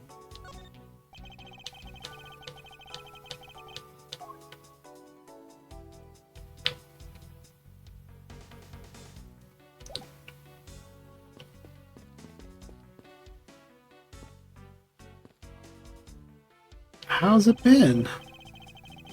Looks like you're in quite the pinch, Mr. Edgeworth. To be sure, murder within the walls of the prosecutor's office is no trifling matter. My office, even. You must find, apprehend, and punish the killer, accordingly post haste. Sounds like a messy case you got yourself on your hands. Ever feel lost or need some advice? My door's always open. Oh gracious, I'll keep her off her mind. Who is this guy again? Is everything alright? Yes, sir. If you else know, I weighed myself this morning, and I'm finally at 154 pounds. Congratulations, but I was asking about this hallway in this room. Oh, everything's okay, sir. A word of advice, stay focused, sir. You may start to lose even more weight. What is this basketball doing here? Hey, didn't this used to be just outside next to the building a long time ago? So when and why was it moved indoors? I don't remember exactly, but I saw one of the officers drag it up here recently. Drag it. I heard that it wouldn't fit in the elevator, so the poor guy had to bring it himself. All the way up to the 12th floor. You can't be serious. Meeple. What's a basketball doing here? That's Mr. Portman's prized possession, sir. Heard he also plays soccer, dodgeball, and even tennis. But not a single one of those sports is suitable to be played in a hallway. This office.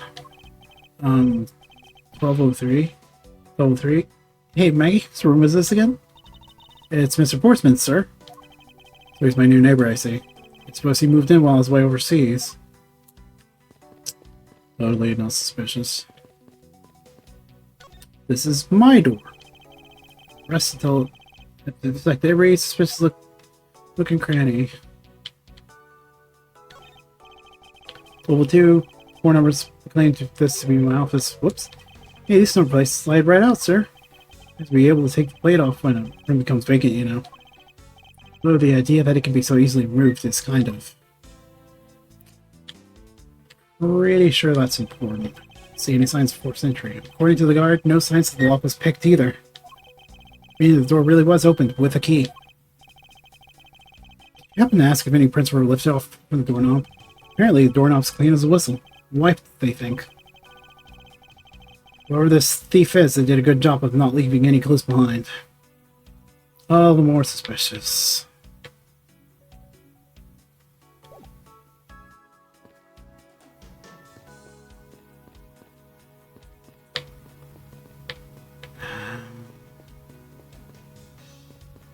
I think that's all the things. I gotta talk to her.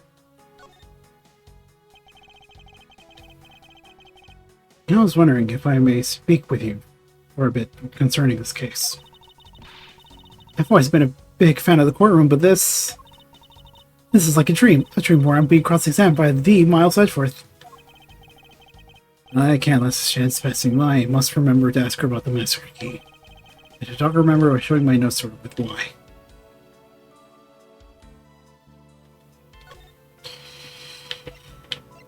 This is my prosecutor badge. Please look at it.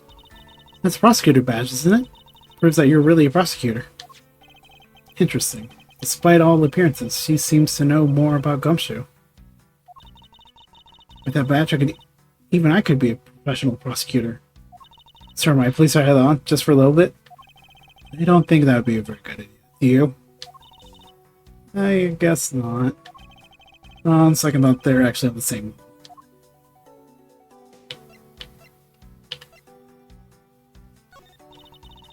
I'm just a little security guard, so I'm not sure what I should do with that, other than to guard it. Need to another Gumshoe.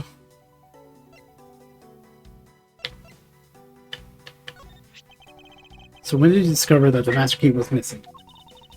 By the time I realized that it was around 1 AM, sir. I noticed it was back around 2:30 AM.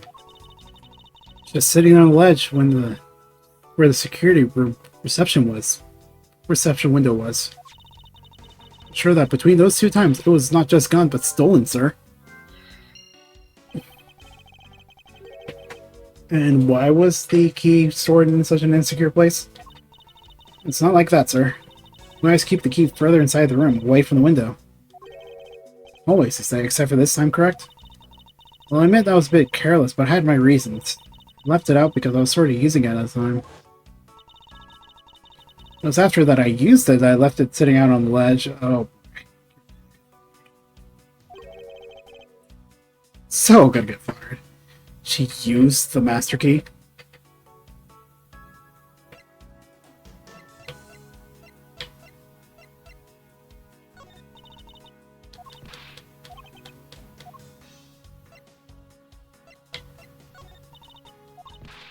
That's the one with 2 racks too.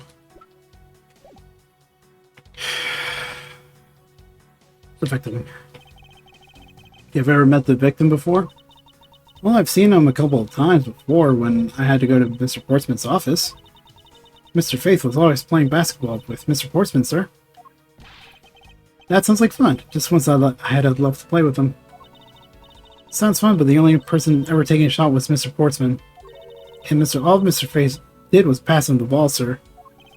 On second thought, I don't think I didn't play that well with him. Why am I not surprised? Miss Maggie Bryant, correct? I take it that you're an acquaintance of the detective? She was under my supervision back when she was still in the force, sir. One day she got caught up in a murder and things started going downhill, so she quit. Why, I owe a lot to Detective Gumshoe for introducing me to my current employer. Or so I thought until a few hours ago. Right before I was about to clock out for the night, he got caught up in this murder. Correct? Don't worry, my whole life's been nothing but a whirlwind of bad luck and failures. So I was 6 months old when I fell from the 9th floor of my apartment building. I've been hit by all sorts of vehicles, gotten sick from all sorts of foods, failed at almost every test I've taken, experienced almost every kind of disaster. Now I even managed to be named a criminal just when I've become a security guard. I managed to get accused of murder twice. Still not as bad as my FA, but we'll get to that. That's a lot to go through in one lifetime. I know, and just when I thought I'd finally found my happiness, I wind up getting you and Detective Gumshoe involved in my bed. You don't need to worry about me, Miss Bride. Nor do you need to worry about yourself. I will solve this case and prove your innocence. All I ask in return is your cooperation. Yes, Mr. Edgeworth, you can count on me. Do all I can to help. But what do you mean use the master key? Why did they use it to open the door for this prosecutor who had forgotten his key?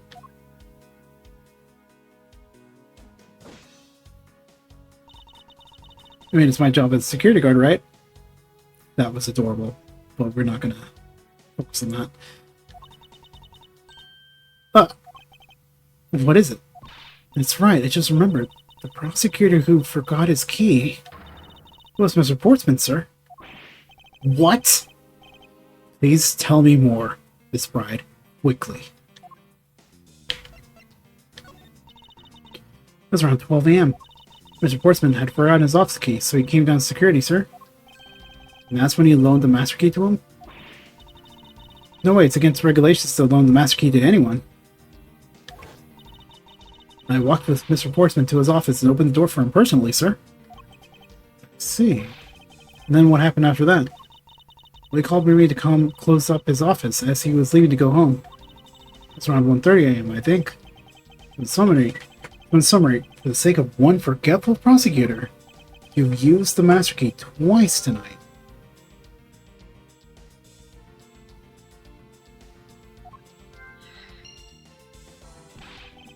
That was suspicious. I thought you could say you've never left your keys at home, Detective. I think this calls for a thorough examination of his door, though.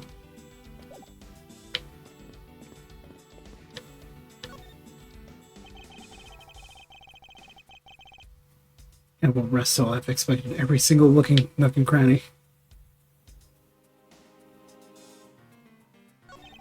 Door's locked tight.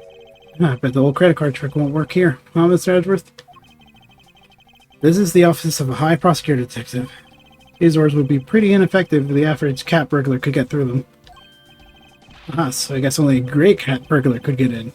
That must be who our culprit is. Not quite. Would I advise you to return that conclusion to whatever pawn shop you bought? They don't give refunds, sir. Room 1203. I take it that this is Mr. Portsman's office? Yeah, you can't mistake it because of that basketball hoop, sir. Well, that reminds me, Mr. Portsman actually had wanted 1202 really badly. But since you were already occupying it, Mr. Edgeworth, we put him next door, sir. So why was he so particular about getting 1202? I'm not sure, but it's because something like his birthday is 27th 2nd? Yep, that's gonna be it. Can't think of another reason why. I can think of at least 3. Why am I even wasting time thinking about this? There's a Portsman's personal basketball hoop. I can't believe he put something like this in the hallway of a prosecutor's office. But you know, it's actually pretty useful, sir. I haven't gotten lost trying to get to your office since it's been here. How long have I had the same office, and yet you still manage to get lost?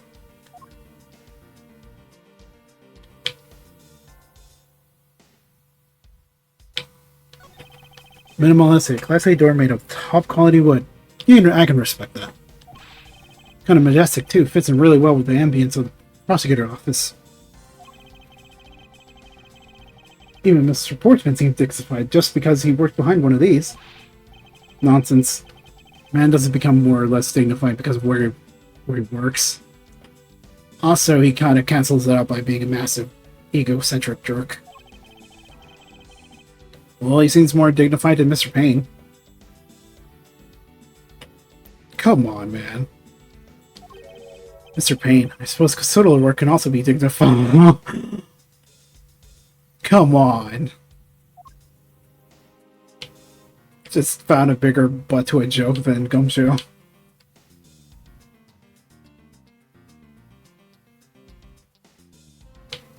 Who is this guy? Gee whiz. Who was only your rival's first opponent?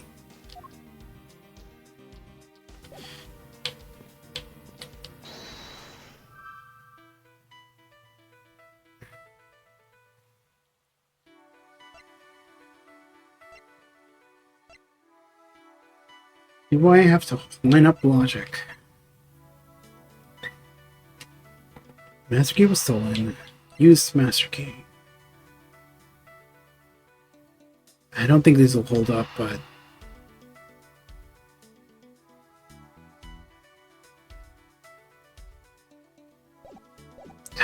I'm not certain.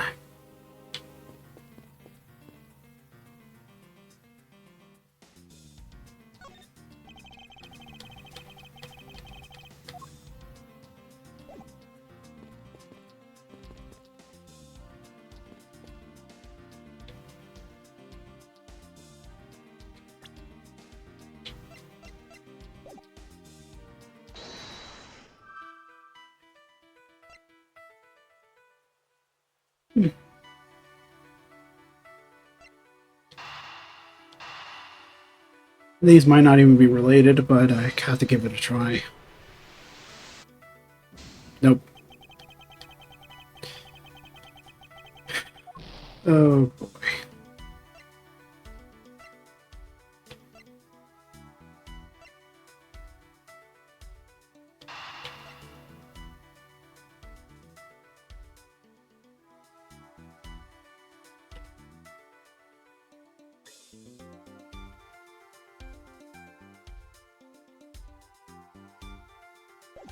I want to say these two.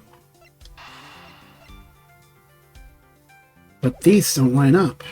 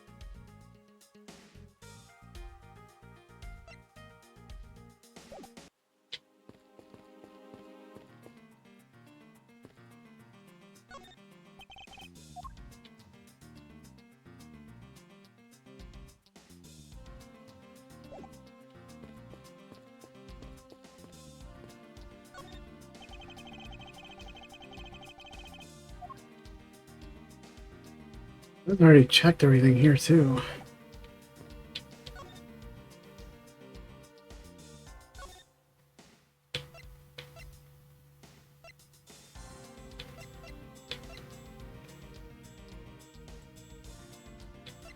Doesn't comment on anything other than the key.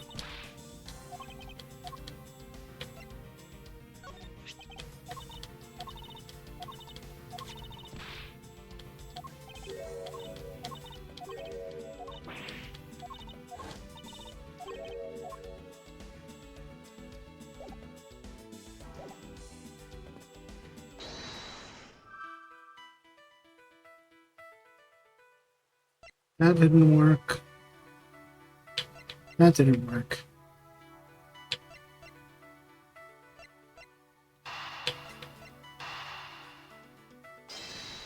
Really grasping at straws here. Miss Bride, I'm afraid there's a flaw in your story. What? No way, pal. I mean, sir. You said that you locked up Mr. Portman's office at 1:30 a.m., right? Correct? Or the master key had already been stolen at that time. Well, nothing gets by you, Mr. Edgeworth. Saw that contradiction like a pro. Totally forgot about that, but thanks to you, I remember it now. You're right, it was around that very time that I realized the master key was missing. And I'm a security guard, sir. Couldn't just admit to losing the master key, could I? So I pretended to lock up his room, sir. You pretended?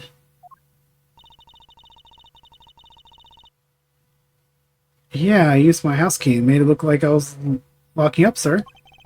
So naturally, you never did relock the door then. I thought maybe I could lock it after I found the key. Think of it, I guess the store still hasn't been locked properly.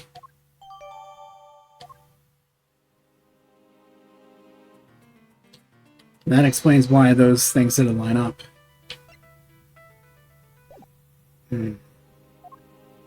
It's not a threat of logic, though.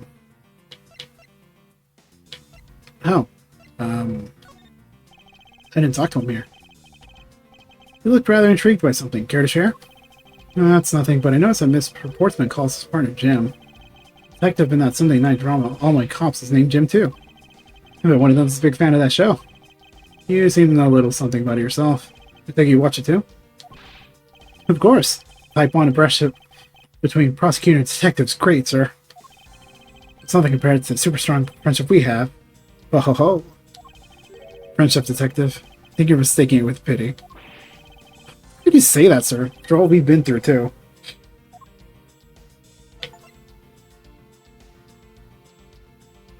Really? Just have to kick a man while he's down, too? By giving me achievement for doing that? What, Mrs. Bride? No way she's a killer. Please don't tell me you buy into that accusation, sir. I don't buy anything that guy says. But sure, I think she's innocent. However, I need to ask her a few things regarding her security guard position. Well, if you're only asking, that's okay. Like how she managed to get that post, considering her not so great track record. Then you two can talk about whatever topic you pick. When you want to ask her about evidence, all you say is you present it to her. After you choose what to show her, press Y again, and off you go. I recommend showing different people different things. You'll be surprised by what they say. Thank you for the explanation, though I don't recall asking for one. Well, just so you know, sir, you can show me evidence the same way, too. I do believe it's time to get down to business and ask some questions to ignored again.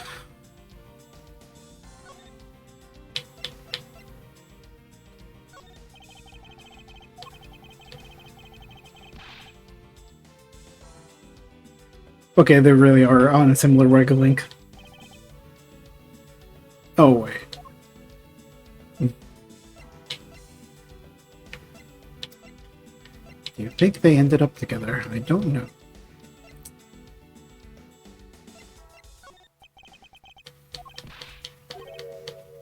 Oh, come on, you could have said something about that.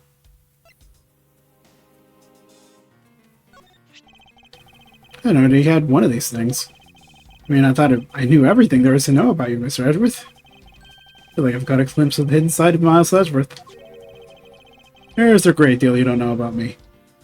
At least, I hope so.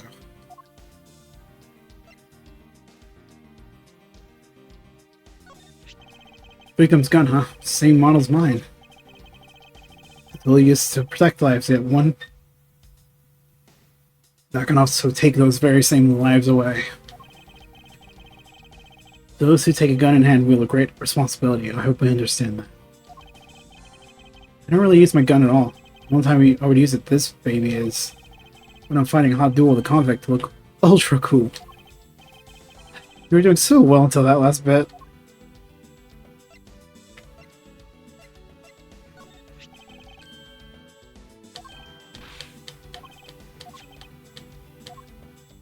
Sorry.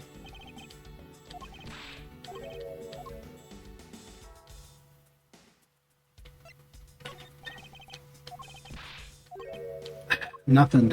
Alright. I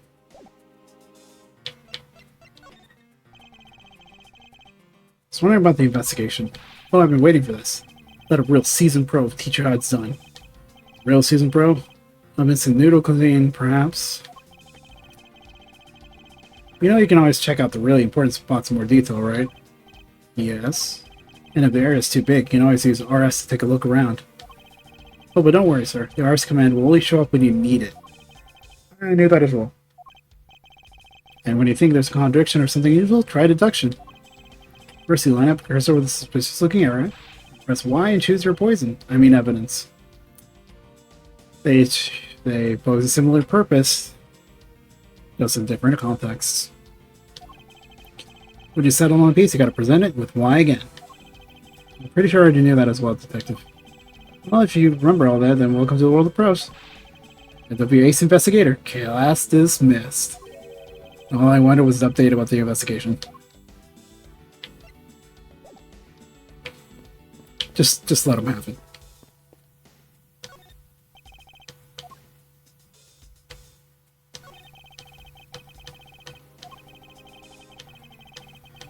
Certainly making it near impossible to break in by force. It's almost majestic, sir. I wish I could be as stately as this door. Lee Gumshoe would praise the door as something greater than himself. It's a pretty nice door, though. Being a detective has its own rewards, and a certain virtuous value, I think. Yeah. You live up to your full potential. It's a poignant trace that anyone can admire. So, you're saying me being me is the best thing I do for everyone? Close enough. That long pause wasn't exactly reassuring, sir.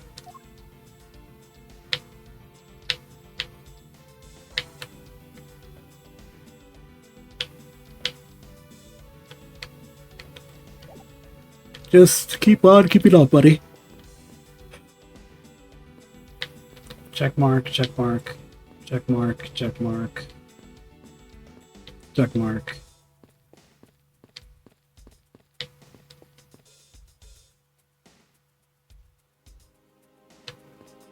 Maybe I have to present something to her.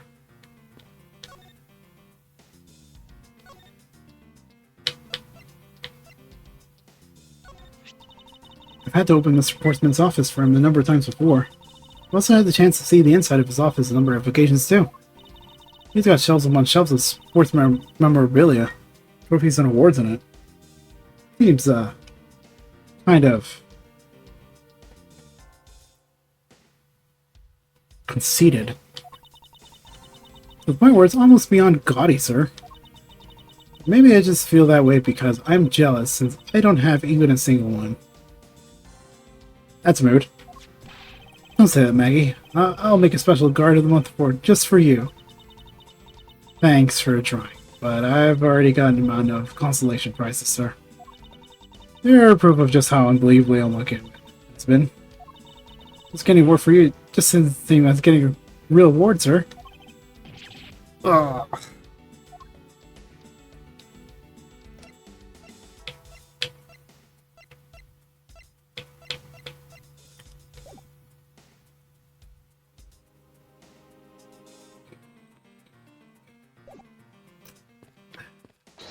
Logic might be the only thing left.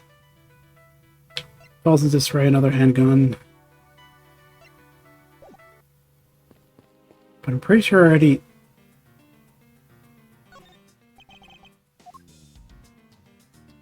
Something here that hasn't been checked. Bet the thief's not under here.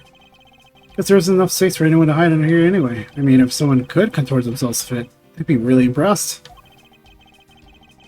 Someone's like somebody has already tried to at least once before.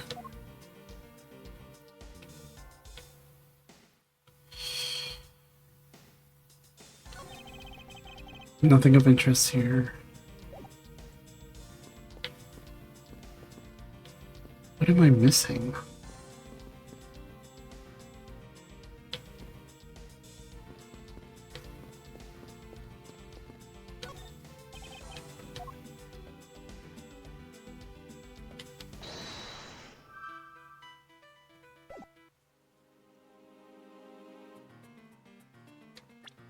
Could be something incredibly obvious and I'm just not.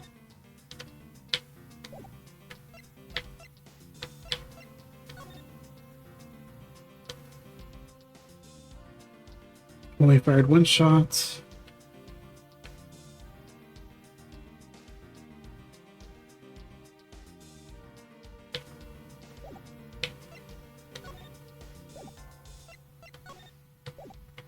There's nothing else I can examine.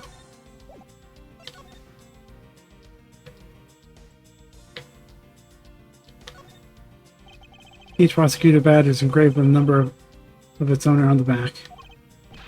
Numbers, as if we're not human on the inside like everyone else.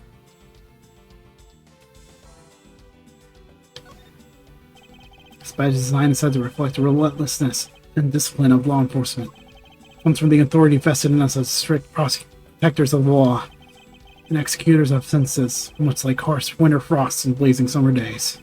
Where it identifies themselves as a prosecutor. Well, I have no interest in doing so. Shame, considering it's a pretty nice looking badge, but it doesn't look like anyone else in the series uses that either.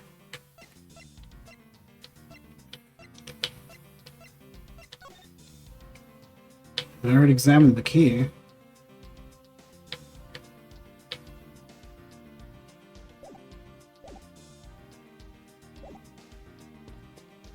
Dang, what could it be?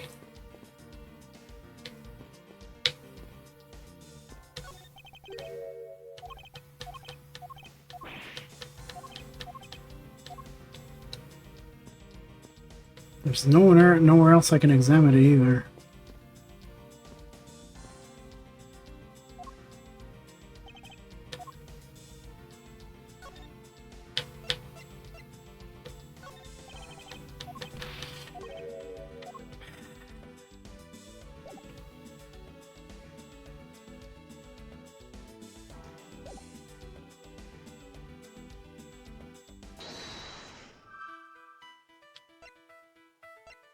I don't think this is it.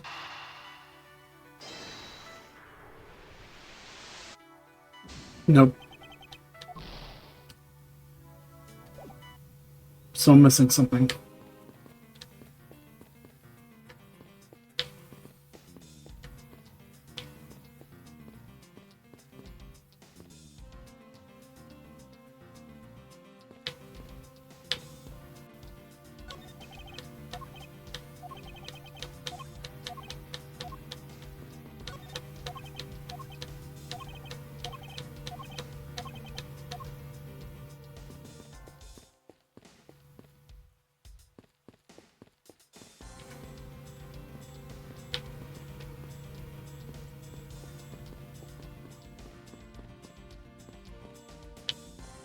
There's something I'm very clearly missing.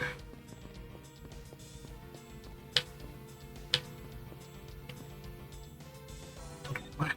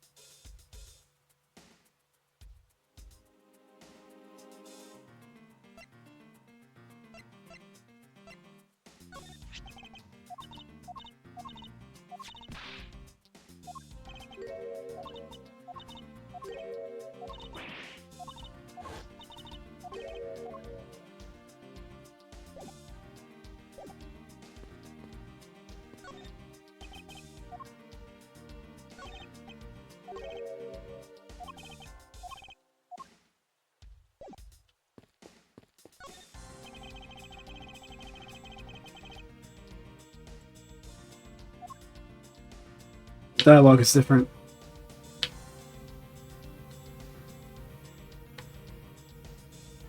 Something here then.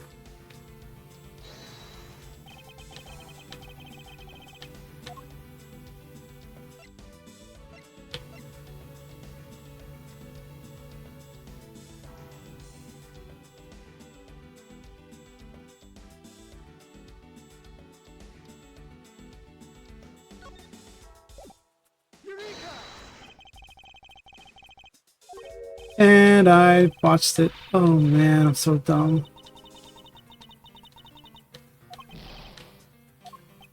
Oh.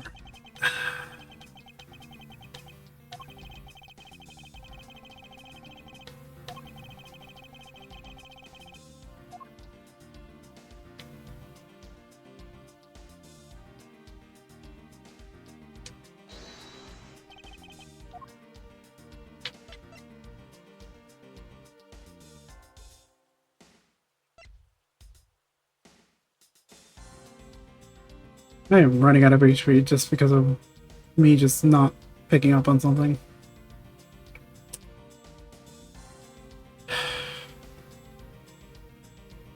I think my biggest opponent would not be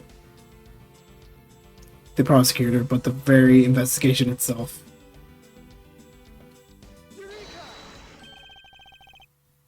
What's a contradiction here between the reality and the evidence? What Miss Bright said is true, then why is this door locked tight?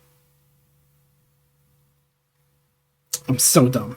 Why didn't I figure that out? Huh? You know, you're right. Miss Bright, are you sure you didn't relock this door? I'm certain of it, sir. I don't think Mr. Portsman noticed it himself that I hadn't. Means, what, sir? That either means that he actually does have the key to his office, or that the door Miss Bright opened wasn't this one at all, but a completely different one.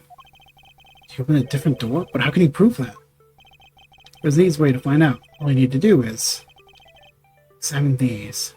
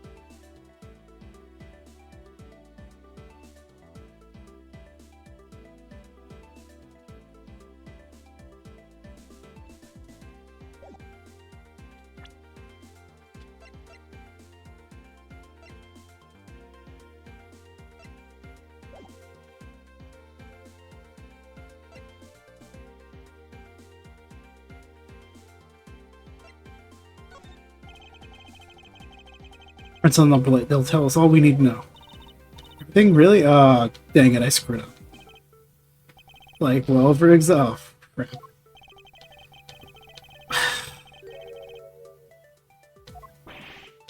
Wow, that was amazing, sir. How'd you know? That's supposed to be a joke to cheer me up, Mr. Edgeworth. Yes, that's it. I totally did not screw up. And so that's what answer down. Doorknob. Prince of the Doorknob, tell us everything. Hey, you. Yeah, you, pal. Do us a favor, see if you can lift from this, okay? So, what'd you find out? There's no need for some... There's no need for such belligerent, not-so-flaring detective. Sir, I have found only Mr. Portman's misfaced prints on this doorknob. So only 2 people's prints were found on this, huh? That's pretty decisive. I'm lost, sir. Thinking logically, a certain other person's prints should be on the doorknob as well.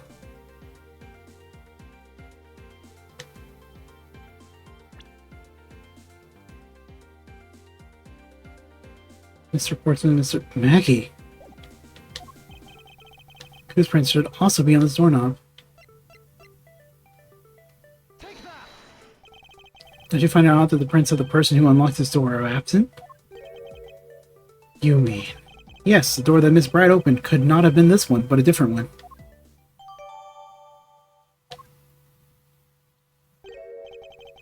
What do we have here?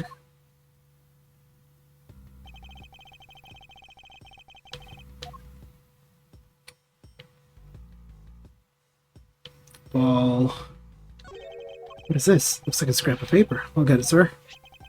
Let's see. Oh, there's something written on it.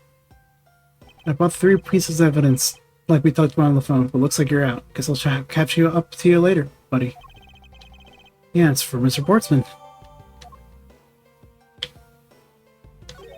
What's this? What are you looking at, sir? Oh, hey. How about a game? That's okay, detective. I just found the position of this hoop to be a little off. Hey, you're right, sir. As it shifts when someone made a seriously sweet slam dunk. The positioning of the hoop is definitely unnatural. Better take note of this.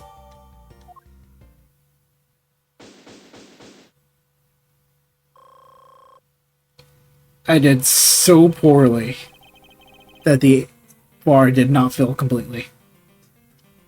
That means I need to haul off. That's the next part. Looking around this hallway actually paid off quite handsomely. Huh? How so, sir? In a variety of different ways. I think it's time we had a little chat with the real culprit of this case. You know who the killer is? Wow, Mr. Edgeworth. As long as my logic is sound, then yes. The mastermind behind this murder is none other than Mr. Portsman. What? Mr. Portsman? I knew it. That's exactly what my logic sense were telling me too. I suspect it was him for the instant he accused Maggie of being the killer, sir. That is anything but logical. Ladies and gentlemen, prepare yourselves. For what may, it's time to knock on truth's door.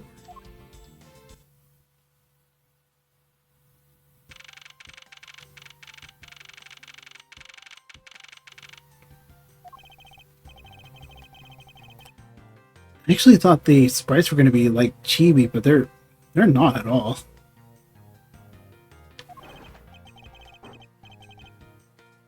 These sprites are amazing.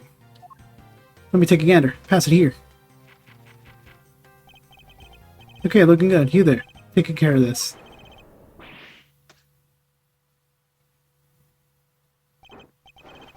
Well, if it isn't Detective Gumshoe. In a line for your Portsman. We've got you now. Call for your dog, Mr. Edgeworth. It's some kind of joke. It's no joke. We know, Mr. Jacques Portsman, that you're the guilty party in this case. Was he pretty upset getting chased out of her own room? I'd be mad too. I am absolutely livid. So I guess you can stay, if you promise to stay out of her way. You intend to hide your crime under the guise of prosecutor doing its job? I can see right through the unsightly, paper-thin mask you wear upon your cowl. Who'd ever thought it would come to this, huh? Actually, come to think of it, your mentor was Manfred von Karma, right? Oh, you're going there, huh?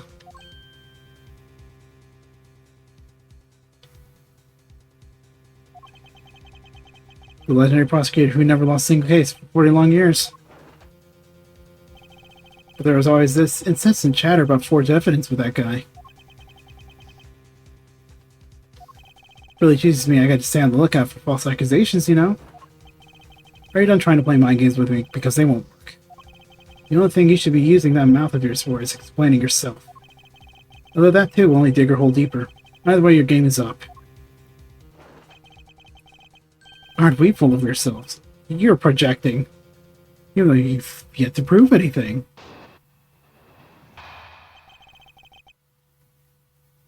Mr. Boardman's rebuttal. I have no idea what sort of harebrained idea you have in mind, but there's a mountain of evidence that points away from me being the culprit. Besides, how, may I ask, do you propose I unlocked your door and got in here? Look, I feel bad doing this to you, but I've got work to do, so we're done here. Sorry, but we're not finished yet. Boy, you're stubborn. I suppose you're basing your accusations on something? I'll show you what I'm basing my accusations on, with evidence. Mr. Portsman's rebuttal.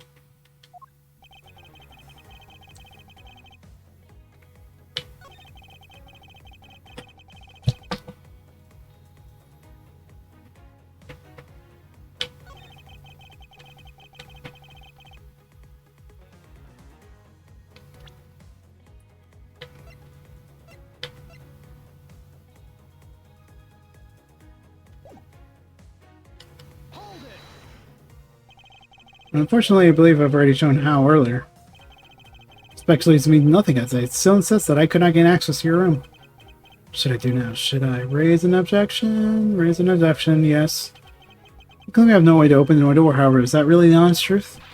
Haha, alright, I'll humor you. Go ahead, shoot. I will score. I'll probably use this to open my door.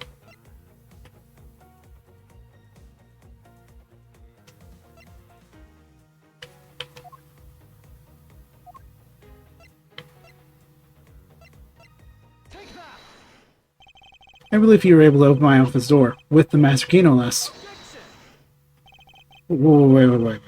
Hold on for a sec. I never laid a finger on that key, as you already know. Precisely, you're able to open my door without lifting a single finger. Well, maybe you did, but only to direct. That's right, you used your finger to direct this person to open my door with a key. You asked Miss Bryant to open your own office door for you, yes?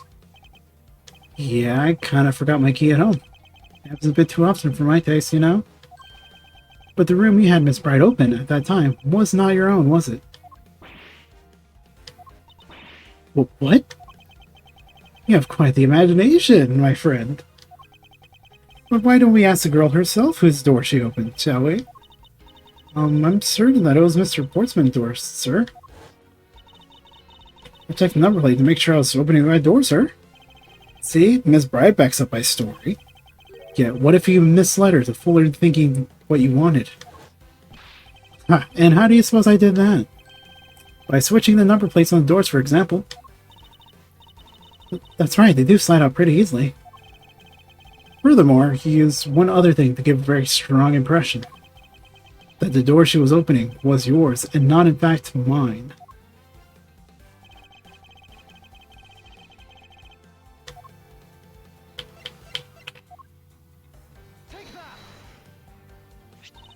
What? The basketball hoop, sir? It's quite a peculiar fixture in any hallway, let alone a hallway in this building. Which is why it left an unusually strong impression on you.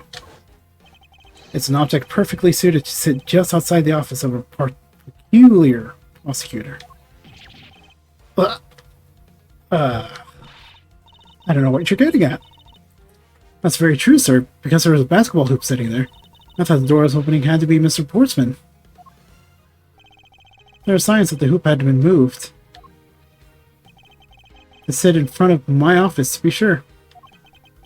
I see. That's how you throw suspicion on people. Thanks for the tip. But I think your conjecture's a little off the racetrack.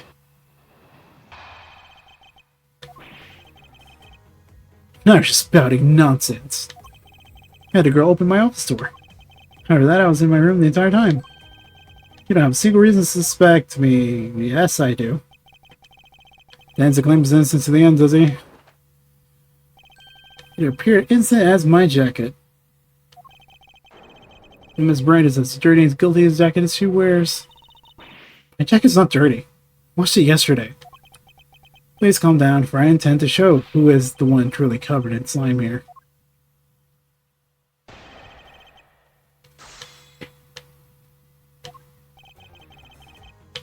No, just bad. Hey, girl. After that, hey, let me finish.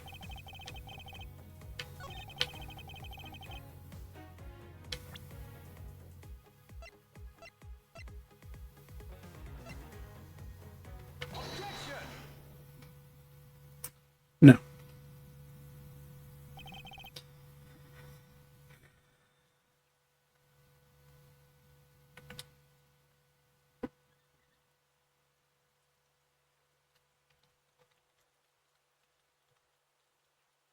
I was a lie. What are you talking about? How's that a lie? This is a note that the victim left for you, Mr. Sportsman. No. Left behind under your door. Or did you not notice? Right here it says, but you're out. You were not in your room when the victim came to call on you. So then where were you and what were you doing? Shall I explain in full detail for you? You were busy snooping around in my room, the very room you had Miss Bright open for you. But that's just nonsense. You have no evidence that I made the girl open your door for me. Oh, but I do. Very decisive evidence. No way. This is proof positive that Miss Bright opened the door for you.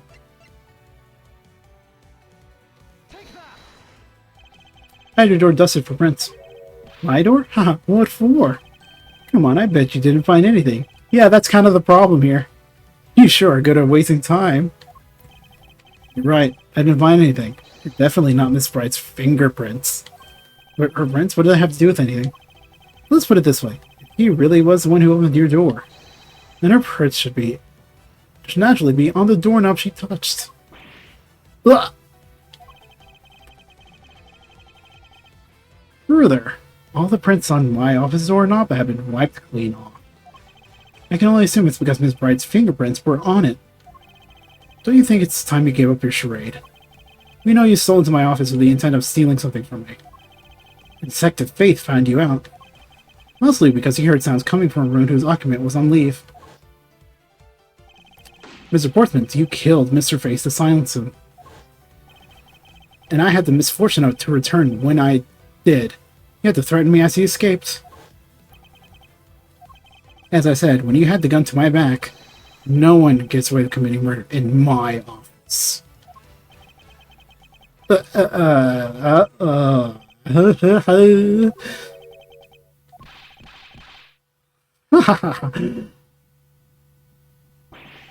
That's what's so funny, pal. Well, that look of sincerity in his face of this office's finest prosecutor. As he makes a huge mistake accusing me is simply too much to bear. There's just nothing else like it in the world. Wasn't it just explained all? Like, even backed up, you're the murderer. Stop trying to be slippery, just admit to the crime already. And as I said earlier, it's all circumstantial, so full of conjecture. You say you checked my doorknob for prints? Well, I can readily confess that I wiped that knob down well. Eh? A little obsessive-compulsive, you see. I didn't want to touch a doorknob that you had touched. Which is why I wiped the... But, like, you didn't notice the letters. But... After that, it makes perfect sense that only Jim's and my own prints would be on there. You made that up just now, didn't you? Furthermore, for the note Jim left for me, you know exactly when that was? For all we know, he could have left it there before I arrived at the office. Like early evening, for example. You're saying you failed to notice a note in your doorway? Even geniuses fail at time. I mean, you're failing right now. I was probably too preoccupied by work-related matters, although that's no excuse. No, that's just a flat-out lie. There's no way you didn't notice a note that size. Oh, but you can't prove that now, can you? Say something, Miss Edgeworth. Back me up here, sir. Corbin makes a good point. I can't prove that he didn't simply overlook it. Besides, I have an airtight alibi. Airtight, you say? I only just realized I had one as we were talking. I guess it would have been better for all of us if I had just told you sooner. Airtight, he says. If memory serves, he came back to this office at 2 a.m., correct? And it was then that you had that unfortunate confrontation at gunpoint with the culprit. Exactly at that time, I was down at Criminal Affairs. Around, I'm sure the other detectives will corroborate my story. It's a perfect alibi. Do you really think it's that perfect? Like I said, I don't care. Ask around all you like. You'll see for yourself. Detective Gumshoe. Sir, yes, sir. I'll go check his alibi. Sir, I'll be right back. Mr. Edgeworth, sir, I think we're in trouble. I think it's just Mr. Portsmouth said. The guys down at Criminal Affairs said they saw him around 2 a.m. You see? All the evidence points to him being the culprit. But there must be a contradictory point in his alibi somewhere.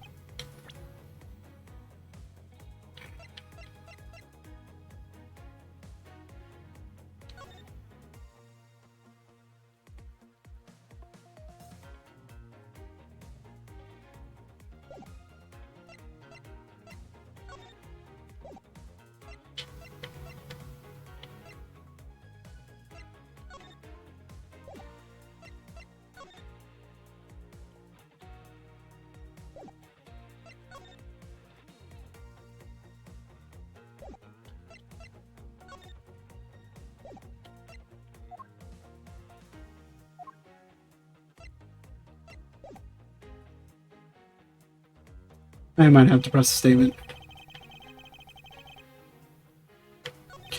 Right, around the top. You're correct, it was around 2 a.m. Are you sure? It's really important to me that you're spot on with the time. I'm gonna check my watch then, and make no mistake, it was 2. Ooh, giving testimony like a pro. Okay, so you came back to your office at 2.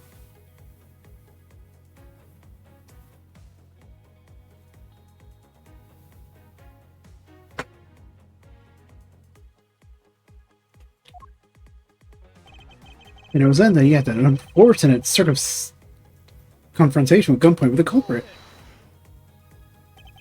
So it is, as you say, however. Yes, however, you were the only one who claimed to have bumped into the culprit. So tell me, did you see the person's face? Was it me who you saw? It was pitch black, so I couldn't actually see. Oh, come now. I'm sure you saw something. Try a little harder, why don't you? Beginning to feel like I'm the one being interrogated here. Oh, well, it doesn't matter if you remember or not. It only matters that you ran into the culprit. But exactly at that time, I was in criminal affairs. So you paid the criminal affairs a visit. Yep, right after I left the prosecutor's building, I headed straight for the precinct. Ask around, I'm sure the other detectives will corroborate my story. It's a perfect alibi. Well, we did go around and ask to confirm your testimony. And it was just as said, right? Yes, sir. A number of detectives said that they saw you around that time. See, I have the perfect alibi. That's the ace I had up my sleeve. Also, he actually does have the perfect alibi. What's wrong? Why this sudden sullen look on your face? Can't you say anything back, Mr. Edgeworth? Huh, I think we've reached the end of the line. It's time to get off this crazy train. You there, sir. Please escort the young lady out, but remember, be gentle. Maggie. Detective Gumshoe.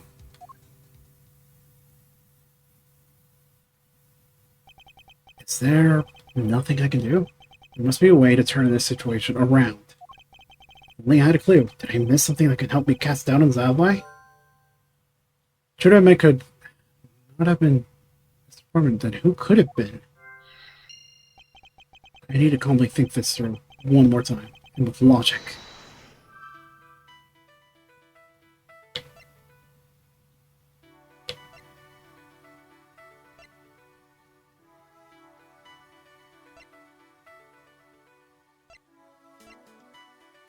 Mr. Portman's alibi.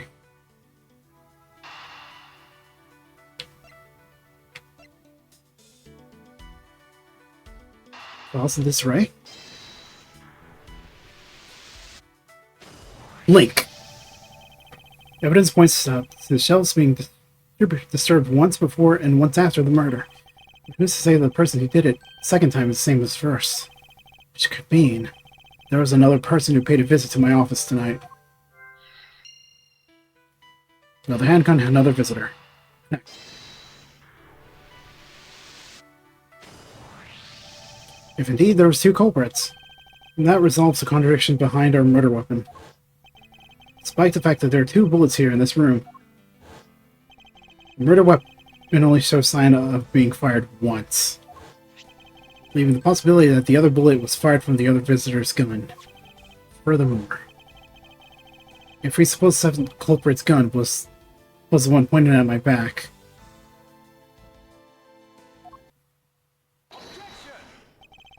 Mr. Portsman, it seems I need to amend my assumptions regarding this case. Great, so you finally come to your senses. Mr. Edgeworth! Sir, what are you saying? This has been a big misunderstanding on my part from the very start. If I had assumed that the person I ran into was the killer, that may have not been the case. Well, what do you mean? The person I ran into was just your average thief. A thief? But sir, doesn't that cause some sort of contradiction in the facts? Not at all. It simply means that the killer was someone else. And that means in actuality, 2 culprits stole into my office tonight. What do you mean 2? Explains both why my shelves were disturbed twice and why there was 2 guns. Mr. Portman tricked Miss Bride and gained entry into my office. Okay, now you're just leading the argument. You don't still have any actual proof, you know. If you could please go along with my hypothetical scenario for now, Mr. Portsman. In the end, if you really are innocent, you should have nothing to worry about. Now, returning to my scenario, Mr. Portsman was out to steal something from me, which is why he checked my secret safe and ransacked my shelves. This is the first time. So then this would be when the files were put back into the wrong order, right? Correct. Just when he was about to look somewhere else. Who should walk in other than his own partner, Mr. Faith? But why did Mr. Faith come into your room, sir? He probably had business with Mr. Portsman, which is why he was in the area. That's when he noticed sounds coming from my office. Would be my guess. Oh, because you're supposed to be away, right? And he must have thought it was odd, so he came into this office to check it out. Correct. And as a detective, that was the right thing to do. But when he came in, he found his own partner standing there. Because it was Mr. Portsman, Mr. Faith probably let his guard down. But Mr. Portsman was not so merciful as to let him leave alive. He waited for a chance to steal Mr. Faith's gun from him, then shot him dead. He killed him. He silenced Mr. Faith for catching him in the act of stealing.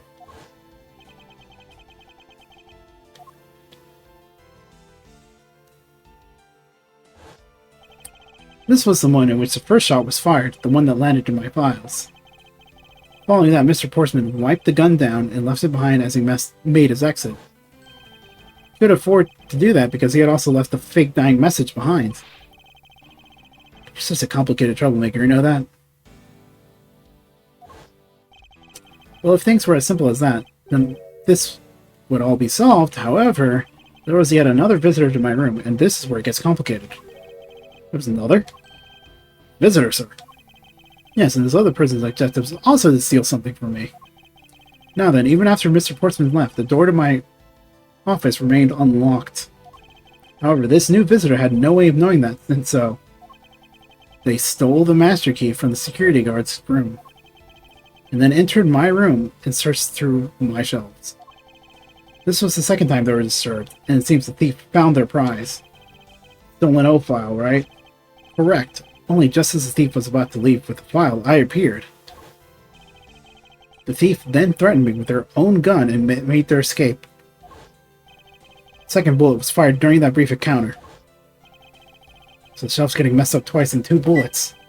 Well, because 2 different people were doing these things at different times. Precisely. So now, you see, Mr. Portsman? The person I met was just a thief, and was not, in fact, Mr. Faith's killer. Your alibi for the time frame in which I ran into the other person is now irrelevant, because we now know that the murder took place during the first culprit's visit.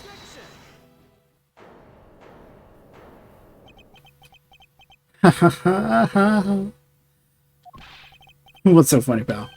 Absolutely splendid. Your scenario explains everything. Of course it does. It's Mr. Edgeworth, after all. But you know, it still doesn't change the fact that it's all circumstantial. You really love putting that word up. And supposing if, and that's a big if, your theory is right, it would indeed render my alibi, which has withstood your scrutiny, mind you, irrelevant. But there is still one defining point of your argument, for which you have no evidence. Your supposition that I was the first visitor.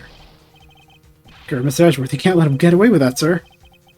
But he has a point. I have absolutely no proof at all at this point. Don't say that, sir. I don't believe this. Don't worry, Maggie. I'll do something if I must. You know something? I find your attitude to be somewhat peculiar, Mr. Edgeworth. If the person you met really was just a plain old thief, then why was that person not your main suspect? If that is, your theory is correct.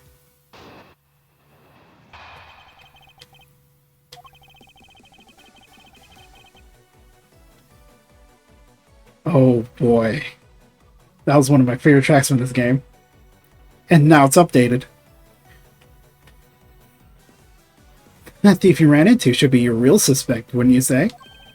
You should be out there looking for that thief right now. He might still be nearby. I hate to repeat myself, but as I've already said, I was training in my room.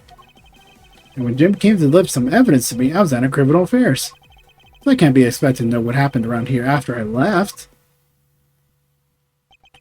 So you think we should be out here looking for the thief? Of course! Now isn't the time to be having these dead-end discussions. Oh, I don't think it's a dead end. I also find your alibi to be quite fascinating. Let's continue where we left off, shall we? I know he's lying through his teeth. I know he's here at the scene of the crime. No way to prove it.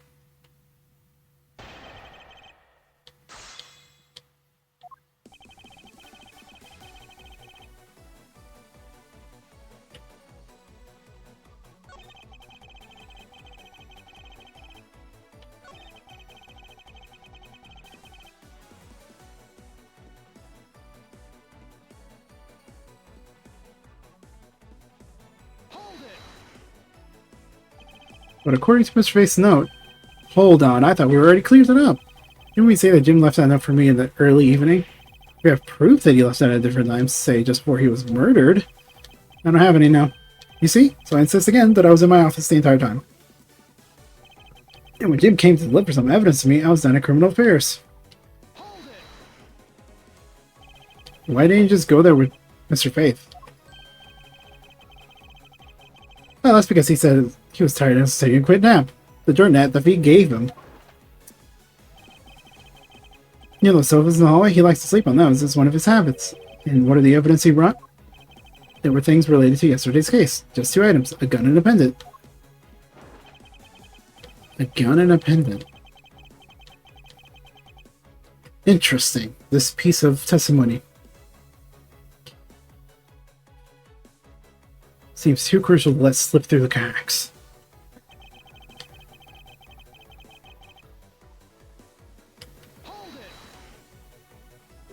A gun and a pendant? Yes, this gun, which was a murder weapon, and this pendant, which belonged to the victim. And why were we taking the criminal affairs? There was something in the past case file I wanted to compare to these two. But all this has nothing to do with this case right now. Anyway, I believe you'll find the long paper trail I left you be to your satisfaction. It's all matching up with what Detective Gumshoe found out.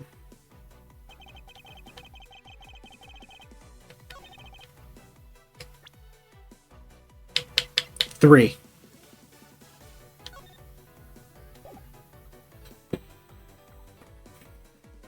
Rule of 3. Only 2 pieces. I believe the proper phrase here was, you fail. Excuse me? You fail as a prosecutor, Mr. Portsman, as you intend to keep evidence hidden from me. What are you talking about? I haven't hidden anything from you. Nothing like a dead body or murder. Well, here's a piece of evidence I think you should read carefully. It says Mr. Face was bringing in 3 pieces. Yes, and this is the victim's real dying message to you, Mr. Portsman. I can't believe you get tripled by civil arithmetic. Where is the missing piece of evidence? It's... You have it, don't you? Only the guilty would make such a face. Detective Gumshoe, you don't have to say, sir. I'm on it. I'm gonna pat him down, head to toe. Hey, what? Don't come any closer, I'm warning you. It's all part of the investigation, pal, so don't even think about stopping me. No. Oh. Hey, what's this? You have this on him, sir. Despite what you said, it would appear that you do have something tied. Why would you hide something like that? There's only one reason why anyone would hide evidence of this caliber. Because it would unequivocally point... Unequivocally point to that person himself as the real killer. Let's examine this videotape in a little more detail. For the section of the tape that will drive the last nail into his coffin.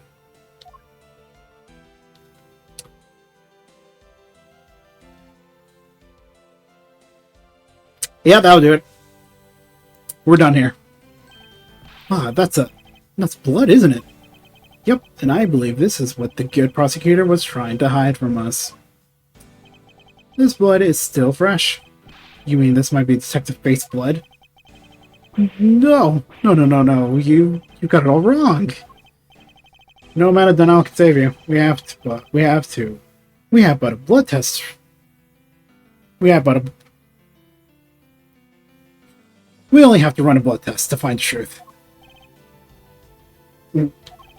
You told us that you had received evidence from the victim earlier. Now you will tell us when and how did the victim's blood find its way onto this video. Yeah, it's totally suspicious. Was it at the moment of his death? Did Detective Faith have this videotape on his personage when you killed him? You know very well there's no way to prove that. Not even if we examined this tape for fingerprints? If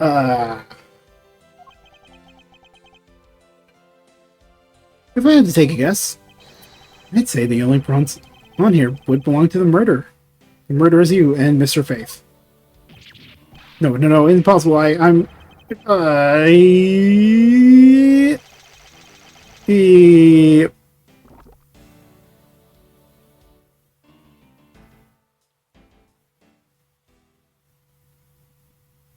Beautiful. Simply beautiful.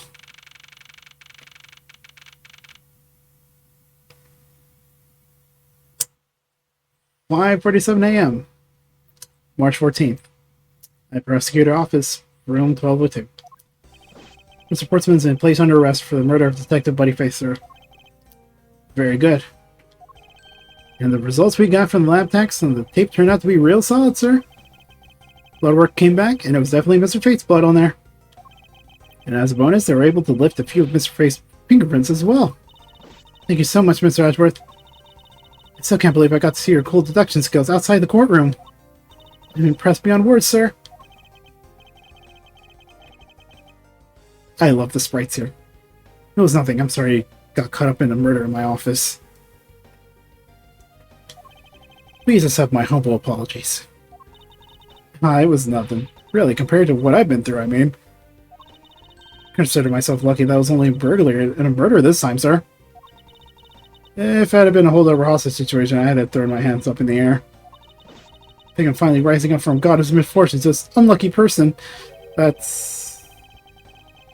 Something tells me I should have hired a different person for security detail. And I'm under the impression that they will. Unfortunately for Maggie. You know something, sir? That Mr. Portsman really was one corrupt prosecutor. Why would you say he was corrupt? Well, I heard there was a number of suspicious things related to his court cases. There's even rumors about some of the evidence he used was forged, sir. Where's evidence, huh? Brings me back. They say he even decided not to prosecute a few cases for some really vague reasons. Oh, that guy was a complete disgrace to the entire profession. Oh, yes, he was. We never did get around to asking what his reason for breaking into my office was.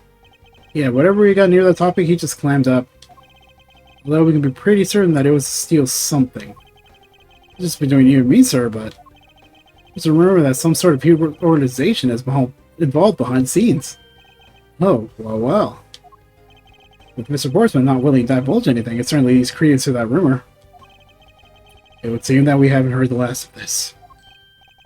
Not that Mr. Portsman isn't the bad guy?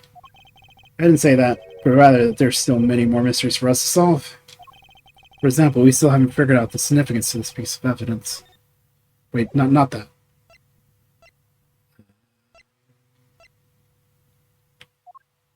Basketball hoop. It's this.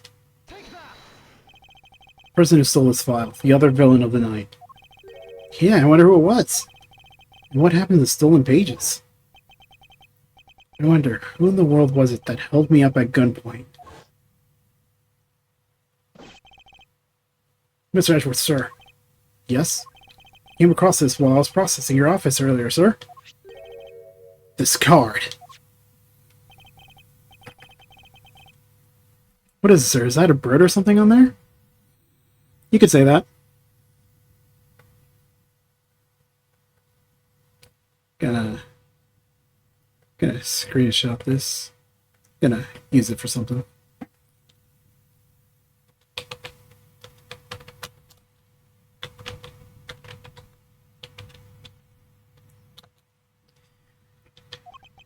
It's not just any bird. The mark of the raven. Three-legged raven. You should know what this is, detective. Oh, it's about that thing, isn't it? Great thief everyone's talking about? Yes, it is the mark of the great thief, Yarakaras. The mark of a legendary bird, the Yarakaras. It's noble to the end, a modern Robin Hood. Labeled mysterious and phantom-like. The Yaragarasu. I don't think it's Yaragarasu. Appears and vanishes at will. But we don't know much about the thief's ultimate goal. We do know the targets. The Yaragras likes to find and make public evidence of corrupt dealings of all sorts. The theft is always performed in silence, and always with perfection. Once a target is chosen, no dramatic calling card or announcement is sent forth. Instead, the chosen corporation is infiltrated without even the target noticing. Some days later, the evidence that was found is sent onto the mass media, along with a single card. Although it has been a while since the Yaragras' last appearance. Mr. Edgeworth, something's written on the back. What? Let me see. It's the location of where the thief put the stolen files. So the person who stole the contents of the files was the Yaragras. Yaragras organization. Quite a few words are popping up on this mystery. The murder in my office. The return of the great thief, Yaragras. Looking back, I can't say I didn't see these events coming. For they were heralded by the incidents that began to occur 2 days ago.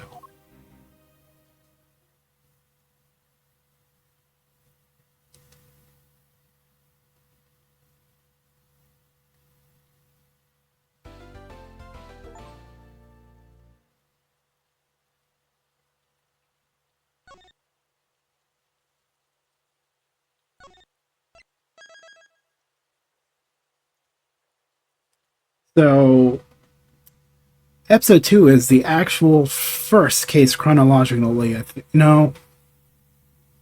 Technically, no. There's a later case.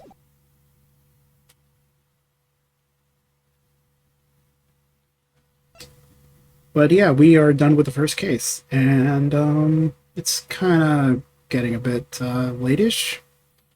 So I think that's where we'll stop it for now. This has been a fun one. Maybe we'll go back to Phoenix Red as well while I'm at it. Well, bye, hoodies.